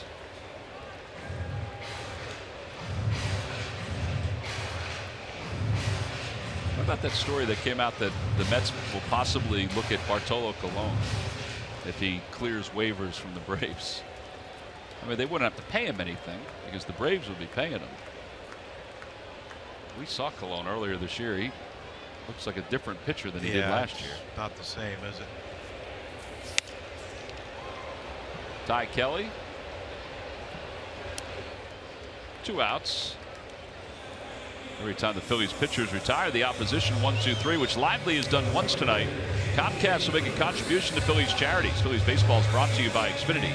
Xfinity X1 will change the way you experience TV.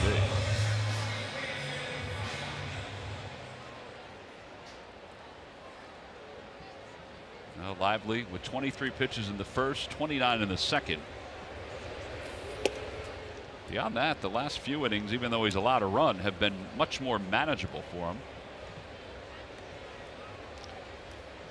I'm sure if you'd have told Pete McCannon after the first 2 innings you're going to get at least 5 out of Ben Lively, you'd have thought you were nuts.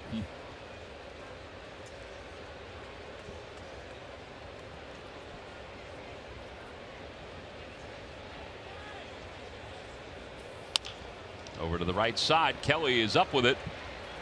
At a 1-2-3 fifth inning for Ben Lively. Maybe he can get out there for the 6th. Maybe the Phillies will give him a lead. They're down 2-1 as we go to the top of the 6th.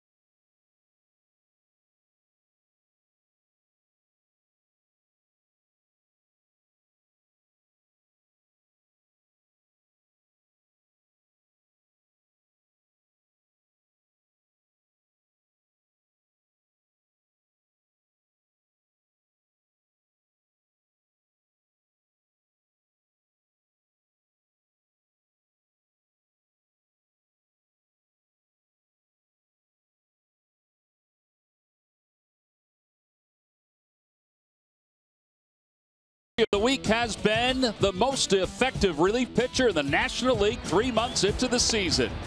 Pat came to Philadelphia with a very solid and consistent career ERA of 2.93.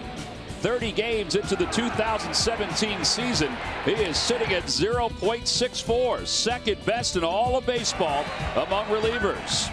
In addition, he's 3rd in WHIP and 4th in strikeout walk ratio among NL relievers. Neshek has silenced opponents at home with 17 scoreless appearances, the 4th longest streak for the Phils franchise since 1913.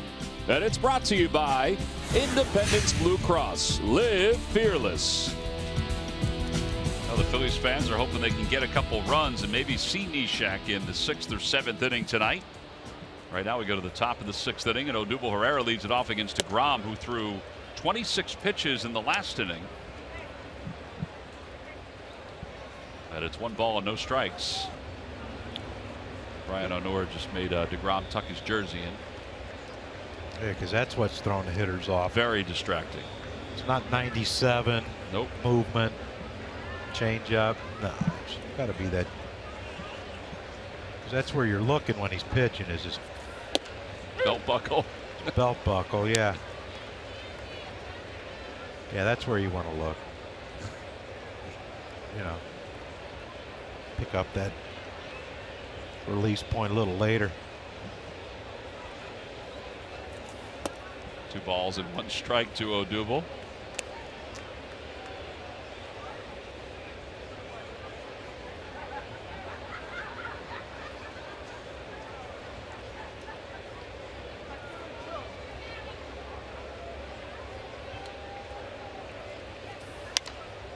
Remember years ago when I believe it was Omar Vizquel when he made Arthur Rhodes take out his earrings because the sun was reflecting off of him.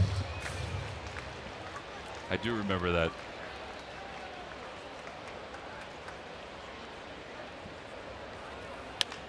Opposite way, another foul ball by Odubel. And it remains 2-2. There was a game the other night where one of the managers asked the umpire to go out and check the glove of a pitcher because he felt like he was doctoring the ball. They thought they saw something in the glove.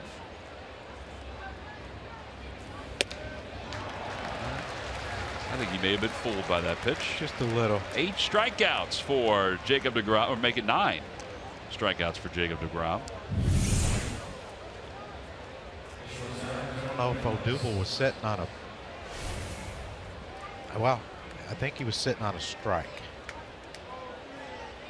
Did quite get it.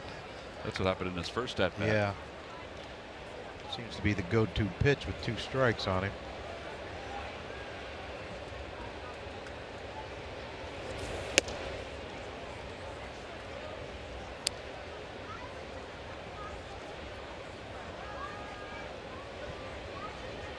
Double now 0 for 3 with those 2 strikeouts.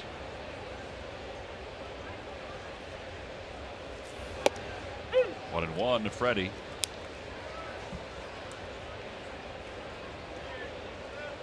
.95 pitches for deGrom.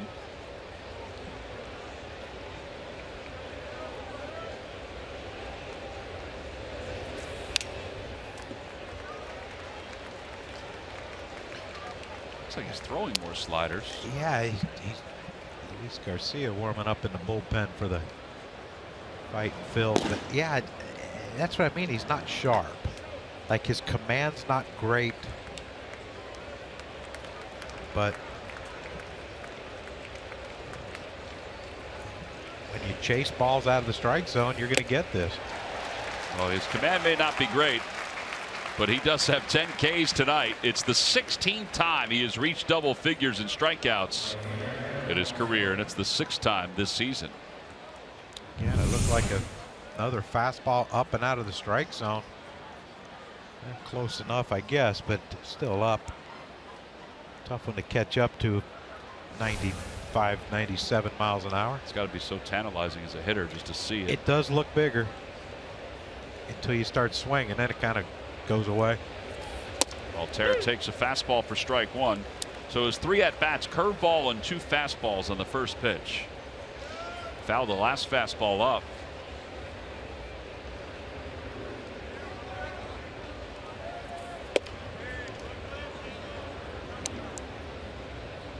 One ball, 1 strike.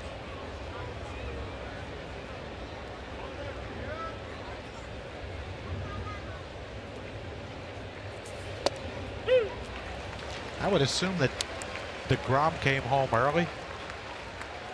That's a good question. I would think so, since they got here so early. Apparently he did not. No, he did not.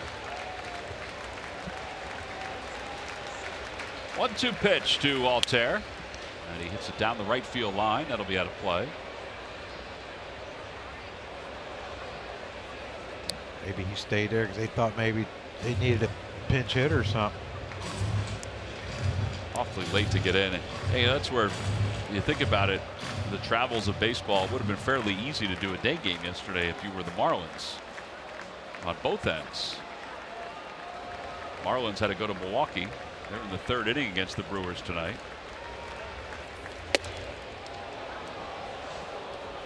Yeah, at some point you would have to think that both sides would come to the agreement that getaway days have to, unless you have an off, both teams have an off day, or if the home team is playing at home again on Monday, or whatever day, you have an off day, or you have a day game. 11 strikeouts for deGrom. He has struck out the last 4 hitters that he has faced. He may be done for the night. First he gets Odubel. That was out of the strike zone. Then Freddie Galvis. That was out of the strike zone. And then he goes a little lower against Aaron Altair as he gets that one out of the zone.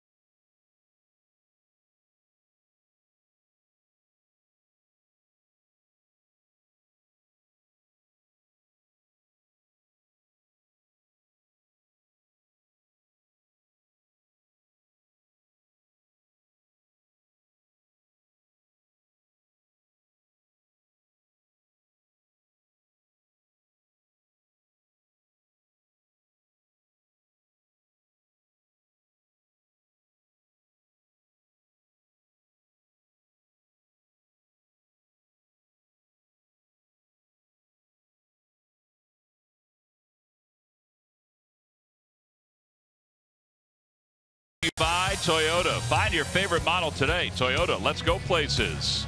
By McDonald's, introducing the new signature crafted recipes at McDonald's. I'm loving it. And by your local Chevrolet dealers.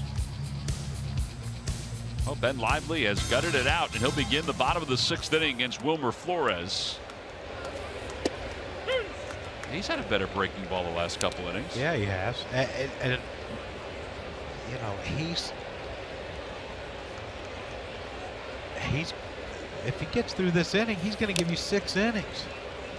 When you thought, you know, if he gave you 4, you'd be tickled to death. I mean, you know, it's not many times a pitching coach has to go out seemingly every inning. You know, especially the first 2 innings in a game, and the guy lasts to the 6th. You know, you got to give Ben Lively credit. He's fought through erratic command. No breaking ball the first couple innings to speak of, really. And, you know, here he is in the 6th inning. He's only given up 2 runs. 2 runs on 5 hits. He's walked 4. All 4 came in the first 2 innings. And he runs that high, and it's 1-2.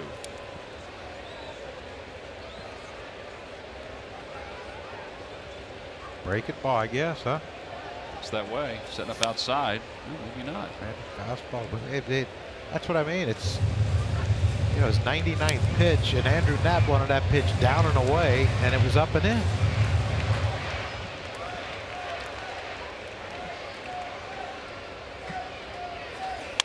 Out to left field. Nick Williams is there. Now he has to come sprinting in, and he makes the catch.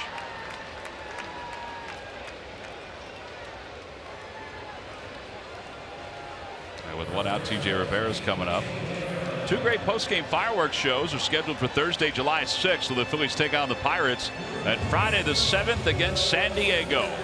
Best holiday fireworks shows in the city. Brought to you by Xfinity. Go to Phillies.com to purchase your tickets. TJ Rivera is 1 for 2. He doubled and scored the first run for the Mets.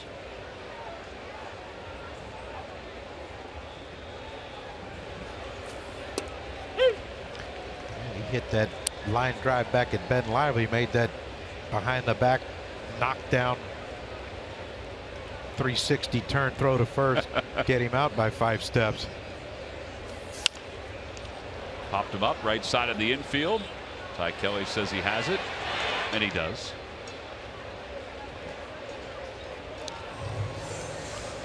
Time now for the Jeep Stump the Fans Trivia Quiz answer. All right, John, what 2 players are tied for the Mets club record for RBIs in one season with 124?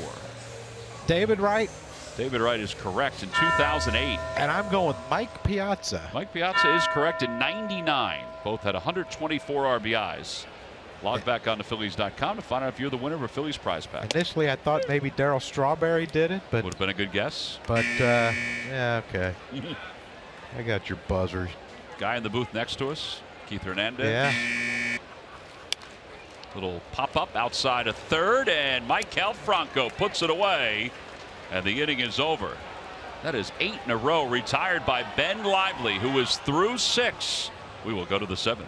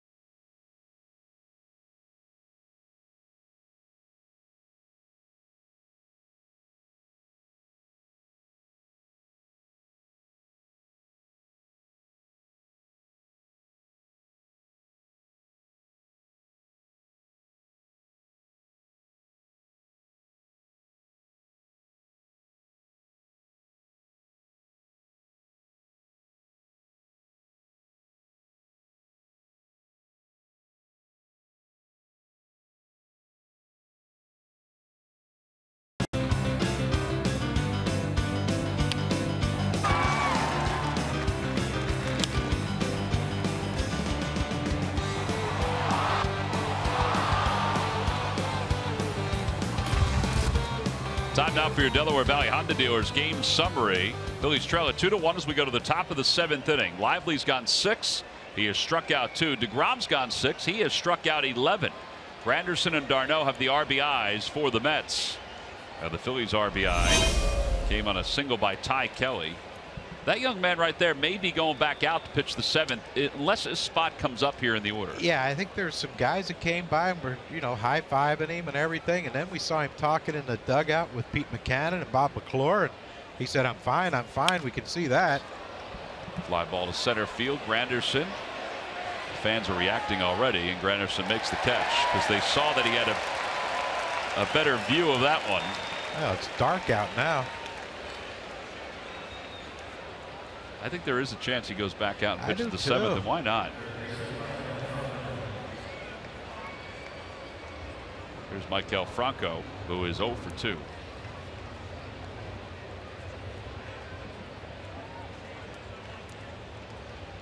DeGrom has struck out 11 hitters tonight. Franco 1 time. It's like Adam Morgan up in the bullpen now.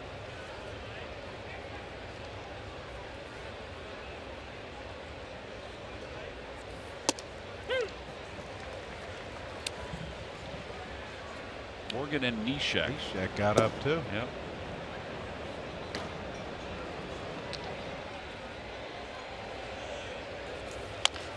Little dribbler. That is a fair ball. Play. d'Arnaud stops it before it goes foul, and Franco is out. A really smart play by d'Arnaud. Yes, it was. He saw that Franco wasn't running, and Larry Bow was getting up there to see if that ball was foul, but give d'Arnaud credit. I mean, to keep that ball fair, and it looked like he did from here. It did. Yeah, you're right, and that's not reviewable.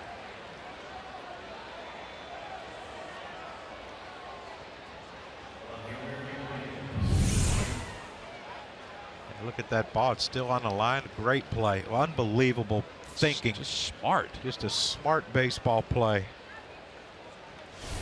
Well, 2 quick outs, and now Nick Williams is up. And Williams lines it back through the middle, a base hit. His first major league hit is a single here in the 7th inning of Jacob DeGrom. Now, that's a good one to get. His fiance's mom. And the baseball goes away. He's got it. That's awesome. Congratulations there, big man. Yeah, Williams got engaged to his fiancee Brianna here in New York on an off day. The Iron Pigs had an off day, and they came to New York in Central Park. He got engaged to Brianna. New York's been pretty good to him. That has. Andrew Knapp is the hitter with a runner at first base. And Murph, like every guy that gets called up, I shouldn't say every guy, but 90% of the guys think it's a joke because the manager that tells him that he's been called up a lot of times makes it a joke. It's always great to hear the stories about the guy getting told that he's coming to the big leagues in your right time. Very rarely do they just say, hey, congratulations, you're headed to the big leagues. It's always a production. It was in the Lehigh Valley. Nick told me he was sitting by his locker, and Charlie Hayes, the bench coach, came over to him and just shaking his head and saying, I don't know when you're going to figure this all out, but you need to go into the manager's office right now. Dusty wants to talk to you. And Nick was kind of thinking, what did I do? I don't remember doing anything wrong. And went into Dusty's office, and Dusty sat him down and he said, look, your times to first base, they're just slow right now. And Nick said in his defense, he's like, Coach, I've been looking at my times. They look pretty good. And he said, I don't know if you're busting it out of the box. This is not the kind of baseball that we need to be playing here. And once again, Nick said, I didn't realize that my times were slow. I feel like I've been running hard. And he said, well, look, I don't want to hear it. Well, I don't want Pete Buchanan calling me and telling me that you're not busting it out of the box when you get to Philadelphia and put on that big league uniform. And that's how he told him. And Nick said he broke into a smile. And he's been smiling ever since. And I think you saw it at the very beginning. He said, my jaw still hurts because I've been smiling for 24 hours. So first major league base hit, he's going to be smiling for another 24. Absolutely. Jacob DeGrom's probably smiling a little bit, too, because he now has 12 strikeouts as he gets Knapp to wrap up the 7th. We'll stretch here at Citi Field.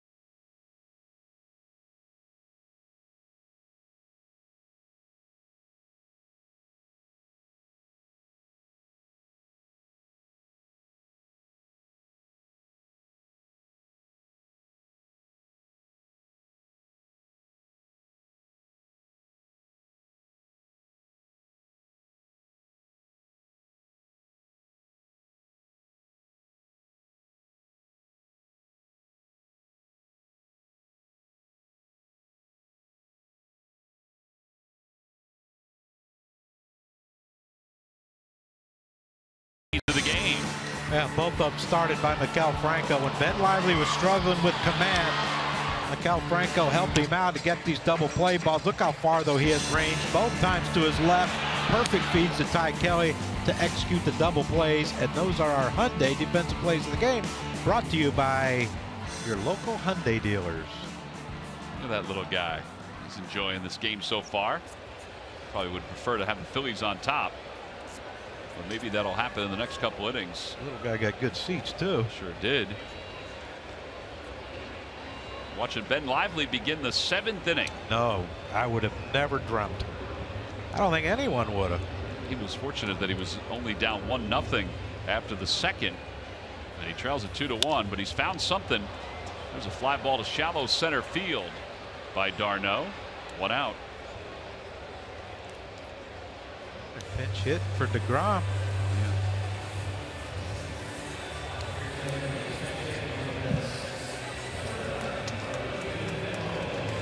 So Brandon Nimmo will pinch hit for the Mets.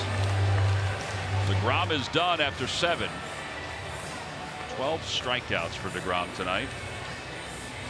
He's going to lean on what's been a rocky bullpen. Pete Buchanan's going out to talk to Lively. He may be bringing Adam Morgan in. Yeah, they got a couple lefties coming up if Nimmo stays in. Curtis Granderson follow. Well, Pete takes Lively out after 6 1/3 tonight. He retired the last 9 hitters that he faced, and he'll give way to the bullpen. Got to give him a round of applause for that effort. We'll be back after this.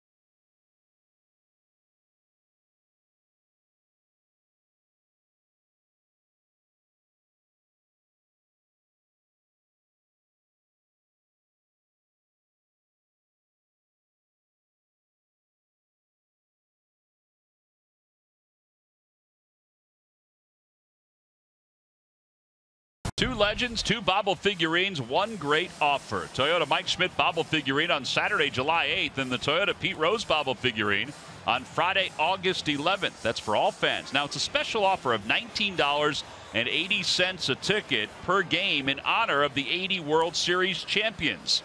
You must order both games together as a bundle. Visit Phillies.com/Toyota bundle for more information and to order your tickets. Ben Lively's night is done. He goes 6 1/3. Chat with Jeremy Hellickson. Jacob deGrom's night is done. He goes 7 and strikes out 12.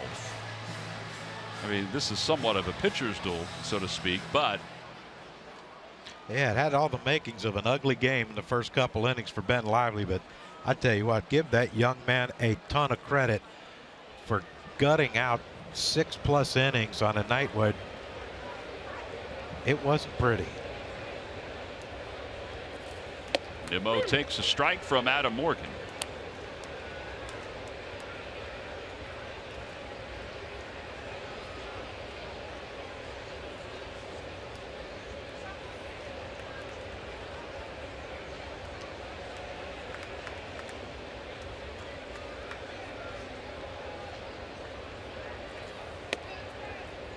Not a bad spot. Tell you what, that's not a bad pitch to hit, though. Lefty to lefty. True. Breaking ball that doesn't get down and away. It stays middle, elevated. Yeah, I was looking at it as from right an umpire standpoint. Right in the bail zone. Bail and whale. Oh, yeah. So was that one.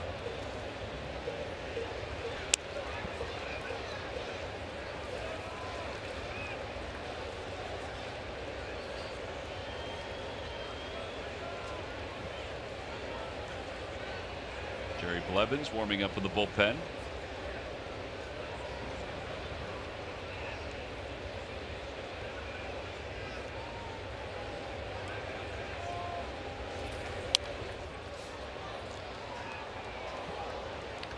Adam Morgan having trouble getting the pitch down and away to Nimmo. That's usually advantage hitter. We get to a right-hander, then it's Garcia.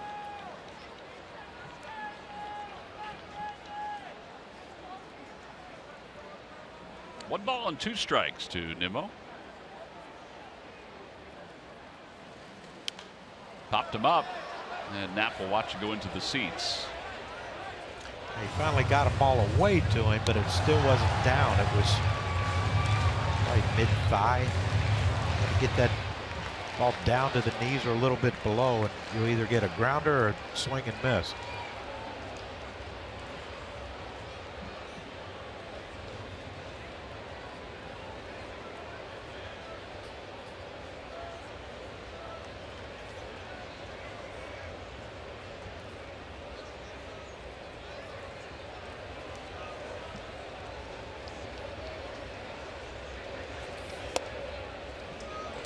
Try to sneak a fastball to the outer edge. 95 by Adam Morgan. Isn't that amazing how a guy can go into the bullpen and the velocity goes up? And that's an asset for a lefty if you can get that breaking ball. Yeah.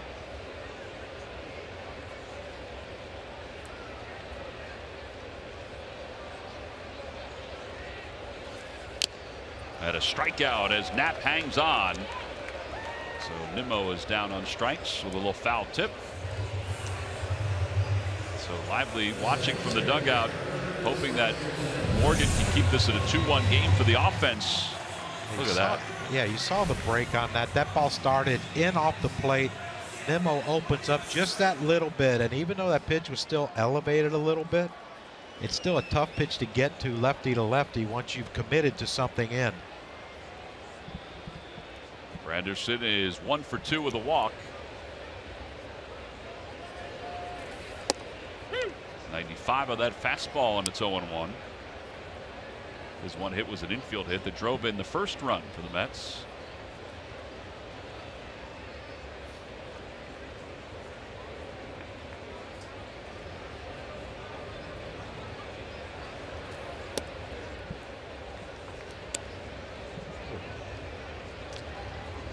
Pretty good, didn't it? Yeah, it did. Oh, Nora's strike zone's been good tonight. Yeah, he's been consistent. What would it be if we couldn't complain about at least one? A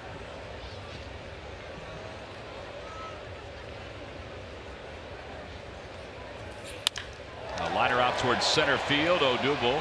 Boy, he had him played perfectly.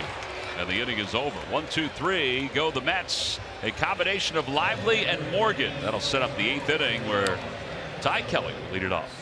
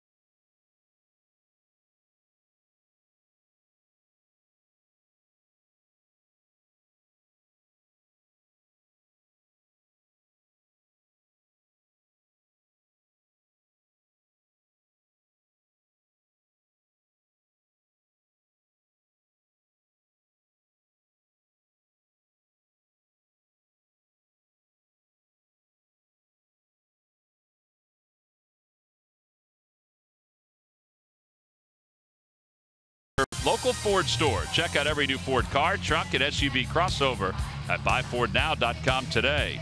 And buy Yellowwood brand pressure treated pine. If it doesn't have this yellow tag, you don't want it. It's a 2-1 ball game as we go to the top of the 8th inning. Time now for our Toyota turning point, and Jacob deGrom, well, he was mowing some Phils down tonight. Yeah, he made a lot of Phillies turn and go back to the dugout, and there's one right there, that high fastball to Odubel, right there to Altair, right down the middle to Nick Williams, a running fastball up and in. The slider that finally showed up later in his outing. But every pitch he had going for the strikeout, but it's that old number one that it's going to get most of them, and elevates it. Phillies swing through it, and that's why you have 12 of those bad boys in the books. Well, he is done as Jerry Blevins takes over. And Ty Kelly takes a strike. It's 0-1. Blevins 4-0 with a 2.67 earned run average. Kelly had the RBI that put the Phils on the board back in the 5th inning.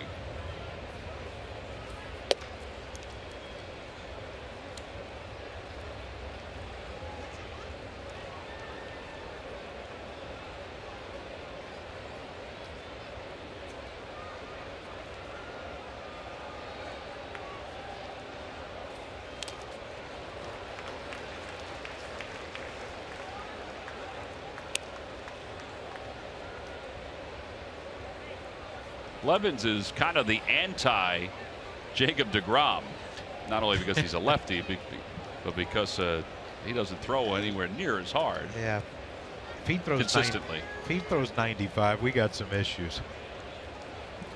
1 ball and 2 strikes. He does more of that. Yeah, and he does it well. So that's why we call him the anti deGrom, so to speak. 13 strikeouts tonight for Mets pitching. Well, yeah, this is Jerry Blevins in a nutshell. Get ahead in the count, make you chase. That breaking ball down and in to the right-handed hitter. Ty Kelly swings over top, and it's lucky number 13. Cameron Perkins will now pinch hit.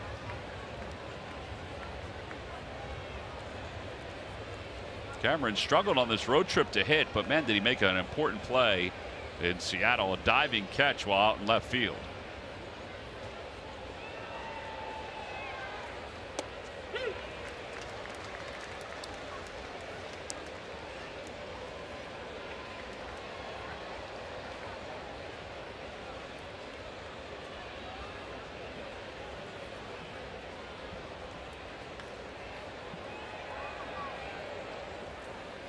And a line drive toward left field. That'll be in for a base hit. Perkins can run, so he's going to get at least a second on this one.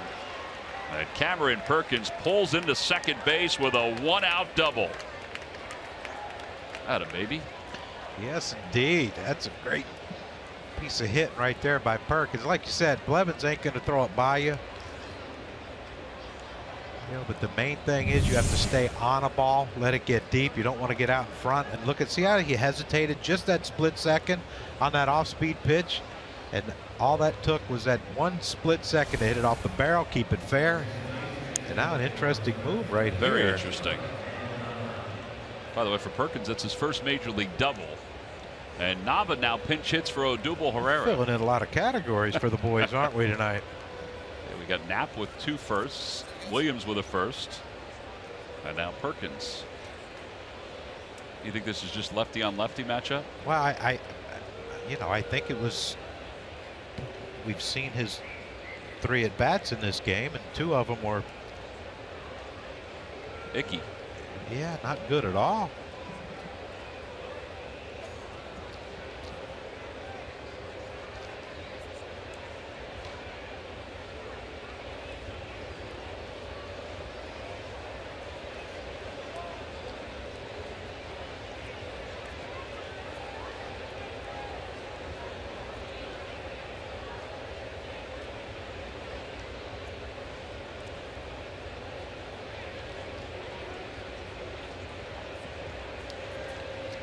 Go, Daniel, drive in that tying run.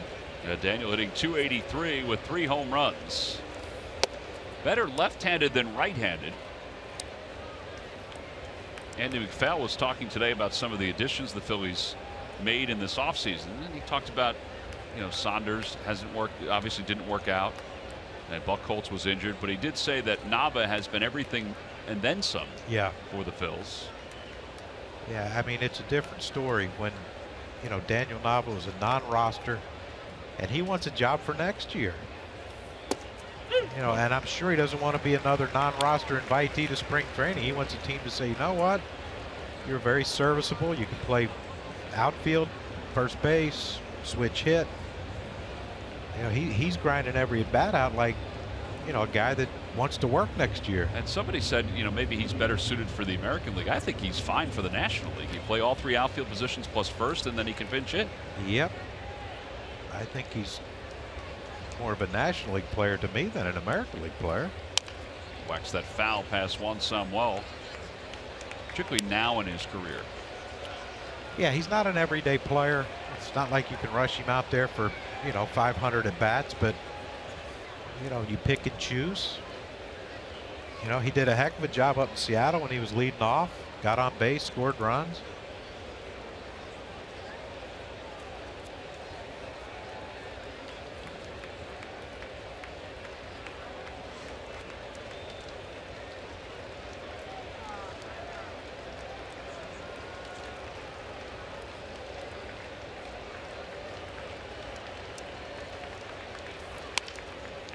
Floats it foul, and it remains 1-2.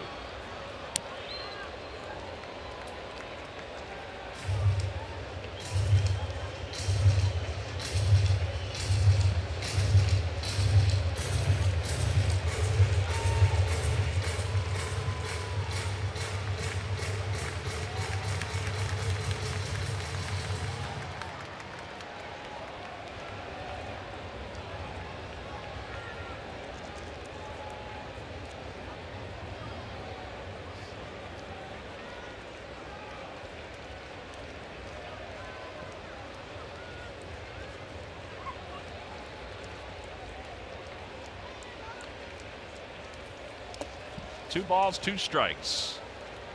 Phillies trying to draw even here and maybe take the lead in the top of the 8th inning. 73 miles an hour.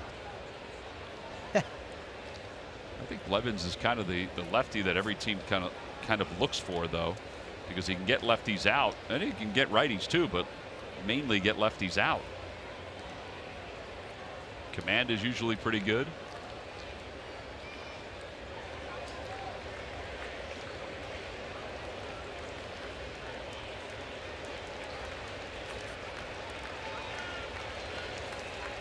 Over to third base. Flores looks the runner back.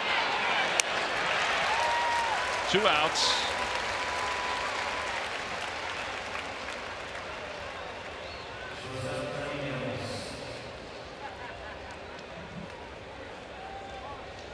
Yeah, that'll bring Freddie Galvis up. Well, Pete rolled the dice, and we don't know if there's an injury to Odubel. Goes with Nava. There's Terry Collins coming out, and he signals to the bullpen. So they're going to put Galvis to the left side of the plate instead of from the right side of the plate. It's an interesting move there. Seawald is coming in. We'll be back right after this.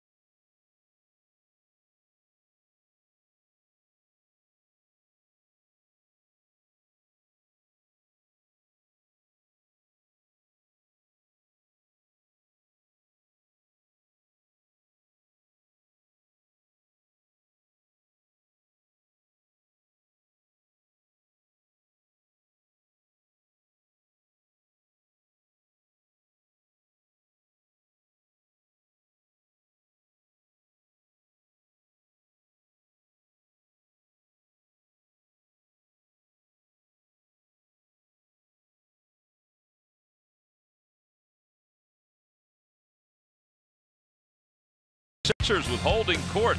We'll hear from Charlie Manuel about life after the Phillies on At the Yard. Subscribe now on Apple or Google Play. CSN Podcasts, all Philly, all the time.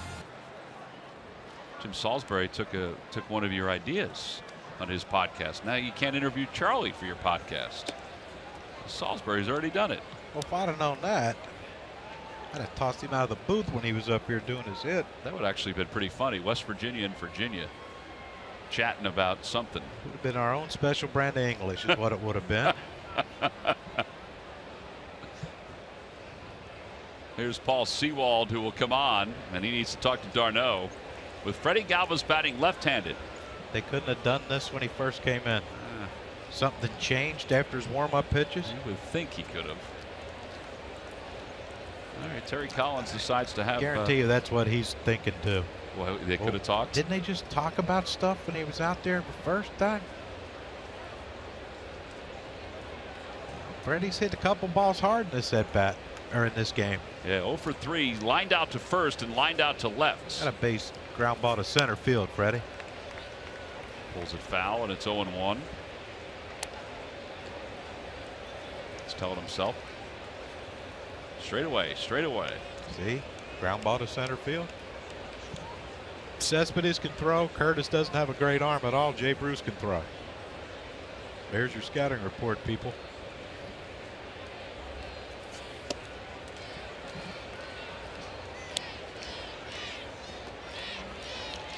Sewald seems like it'd be a guy you'd be able to, as a left-handed hitter, you'd be able to see the ball pretty good.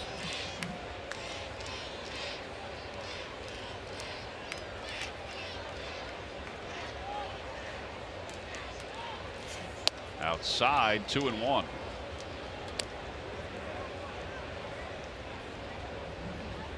He's not over top, and he sort of opens up a little bit.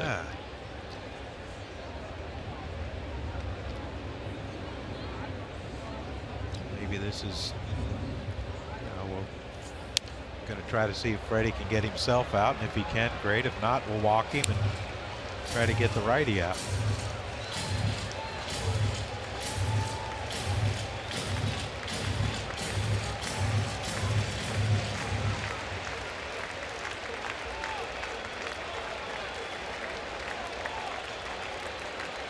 Two and two to Galvis.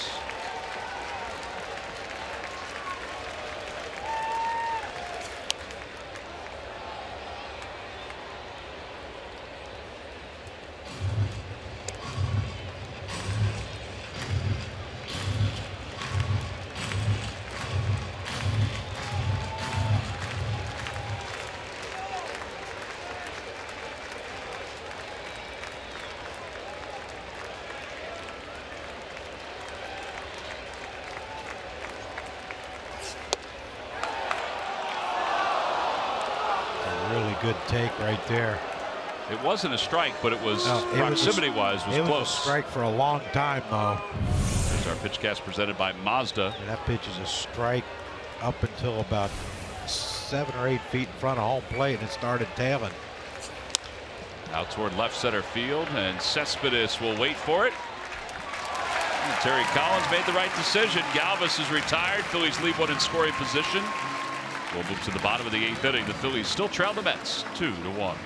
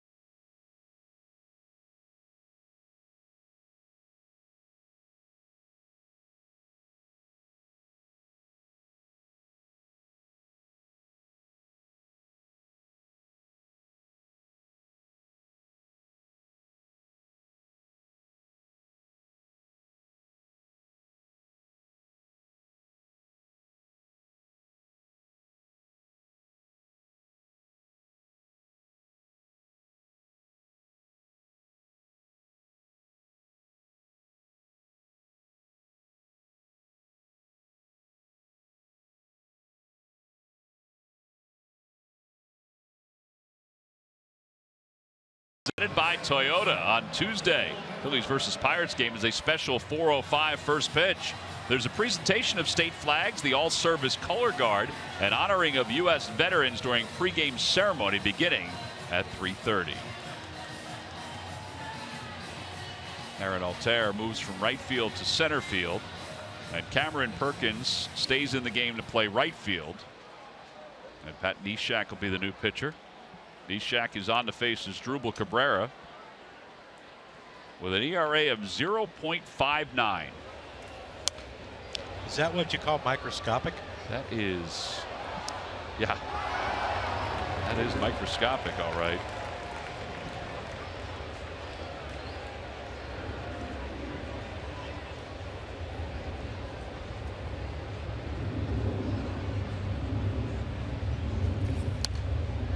Neshek and I did this feature on social media, on the Phillies social media site, about his baseball card collection. Yeah. I know you get a lot of fan mail. I watched you open it and sign all the cards and send it back out. This guy gets so much mail from people who send him baseball cards that they get signed from other players, and then he sends them back one of his baseball cards signed. It's sort of a trade, not necessarily an even trade all the time, but he's a huge baseball card collector. Goes to shows.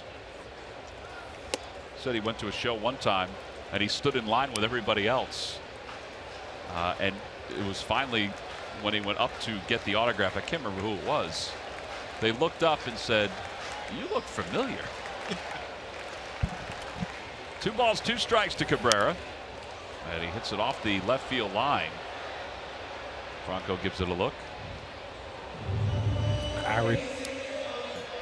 You know, you wish when you were a kid all the baseball cards you got, you would have kept them in pristine condition. Nobody would ever thought to keep them in pristine condition. No, they were on the bike spokes. That's right. Riding around the streets of Emerson, New Jersey, making noise. Here come the Crux. Over to first base. Got that one working. Yeah. This time it's a 3 unassisted.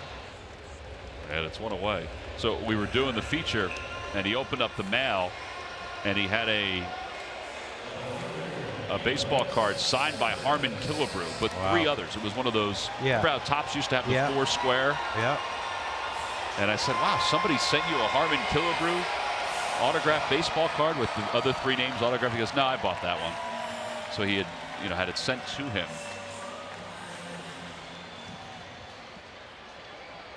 But he has I can't remember who's on the card with him.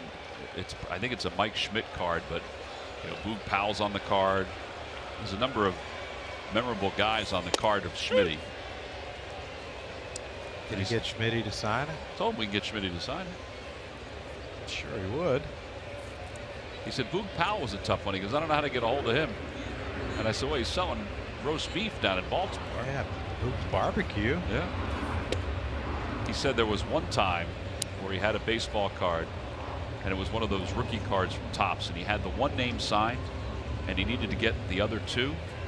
So he found the other guy somewhere at a card show, and then the third player didn't really pitch that much in the big leagues, so he was playing the Angels one time, and he went to his house and knocked on his door and asked him to sign the baseball card. That's a hobby. That's, well, I think that might have crossed over to more than a hobby. 2 balls and 1 strike to Cespedes. And he pulls it foul.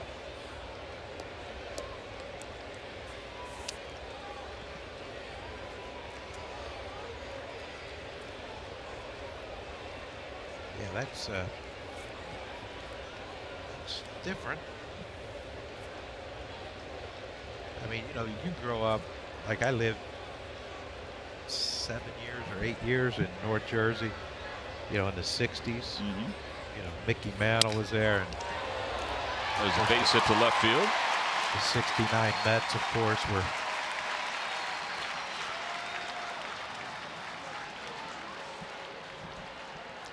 My dad had a Mickey Mantle autograph ball. Well, we just happened to run out of balls that day. I knew they made one. I knew they made the movie Sandlot after you. Yeah, we pulled that one out, man. He was livid. I can only imagine. Livid.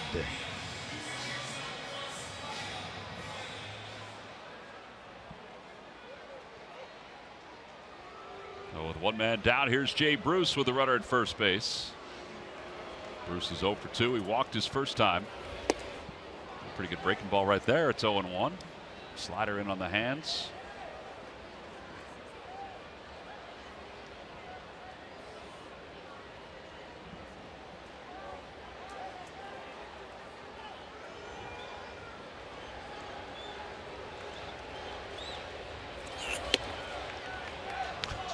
A little grunt in action. Well, and that's what's amazing. It's, you know, 89, 90, 91.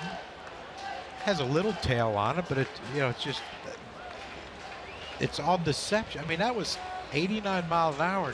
He threw it by him. Yeah, a little bit movement late, like you said. And then, wow, 93. Where did he come up with that one? Must be some adrenaline pumping in the boys after an off day, huh? Adam Morgan was 95, and Neshek just fired that one up there at 93. If Morgan gets that breaking ball over and he can throw 95, 96 consistently, he can do this out of the bullpen. Absolutely. Maybe not as a long man, but as a no, but situation he guy. won't be, you know, just, you know, come in and get a lefty out. Just like Neshek just did. Jay Bruce is down on strikes. Let's check in with Greg Murphy. Murph. All right, thank you, Tom. Time for our unlimited baseball break presented by T-Mobile. You mentioned that home runs have been flying out of the ballparks at a record pace. 1,068 home runs hit so far in June coming into tonight. Then Denard Span hit a leadoff home run against the Pirates, and Justin Smoke hit deep in Toronto, and that set the record. 1,070 home runs and counting in the month of June. That is a new Major League Baseball record for home runs hit in the month of June. We still have the rest of the night to go to add to that. So yes, home runs are leaving the ballpark at a record pace. And also baseball fans will be excited about this news, and certainly Angel fans are. Mike Trout getting a little bit closer to coming back to join the Angels. He has been swinging a bat in the batting cages underneath. Inside, well, today he took batting practice out on the field, just 4 weeks removed from having his thumb operated on to fix that ligament. They expect that if all goes well, be able to play in a couple of minor league games and then come back and be a part of that roster in LA. They're 16-13 without him. Certainly, they need him back in the middle of that lineup, guys. I think they've done a fantastic job being 3 games over 500 and keeping themselves within reach of the wild card without him. I mean, they're way out in the division right now to the Astros. They're 13.5 games out, but they're in the mix for the wild card. Yeah, they are. And, you know, you think of the boost that they're going to have after the All-Star break to get him back. You know, you come back from the All-Star break after, you know, having your 2 or 3 days off or whatever it is. 4, I guess now, isn't it? 4? Mm-hmm. And you walk in there and number 27 suiting up. It is a rush of adrenaline right there. 1-2 pitch to Flores. Pulls it to shortstop. Galvis is up with it. And he goes the short way to second. Side is retired. And now the last chance for the Phillies. We'll go to the top of the 9th inning. Aaron Altair is set to lead things off with the Phils down 1.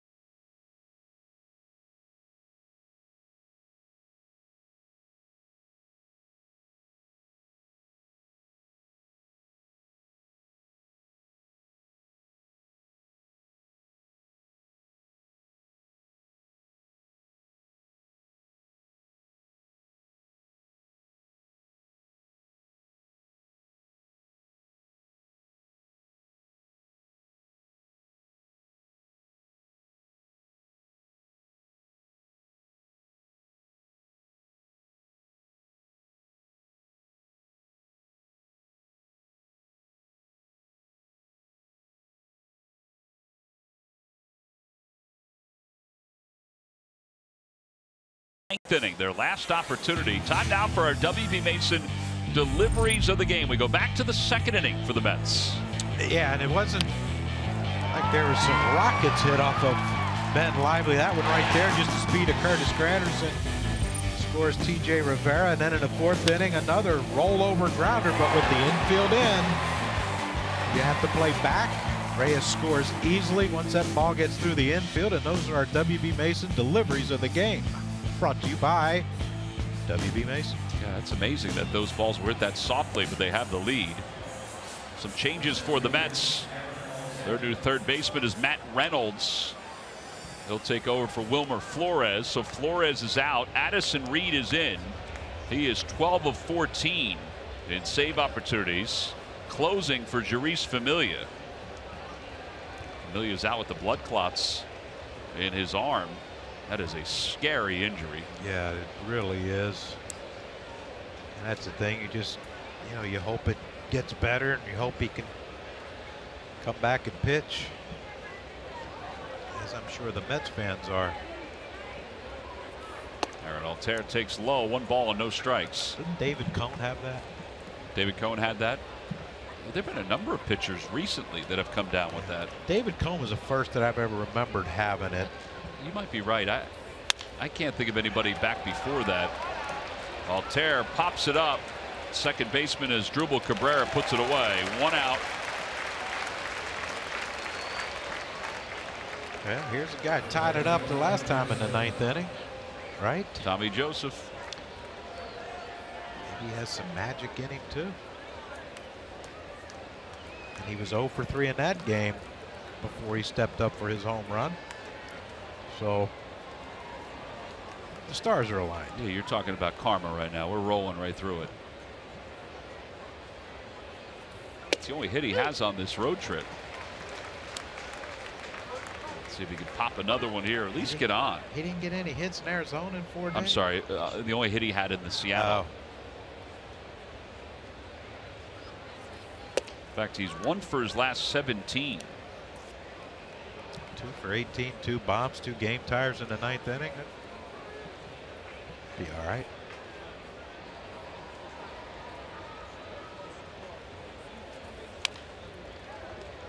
Darno's thinking, I got that before. Yeah, he was getting ready to pounce on that one too.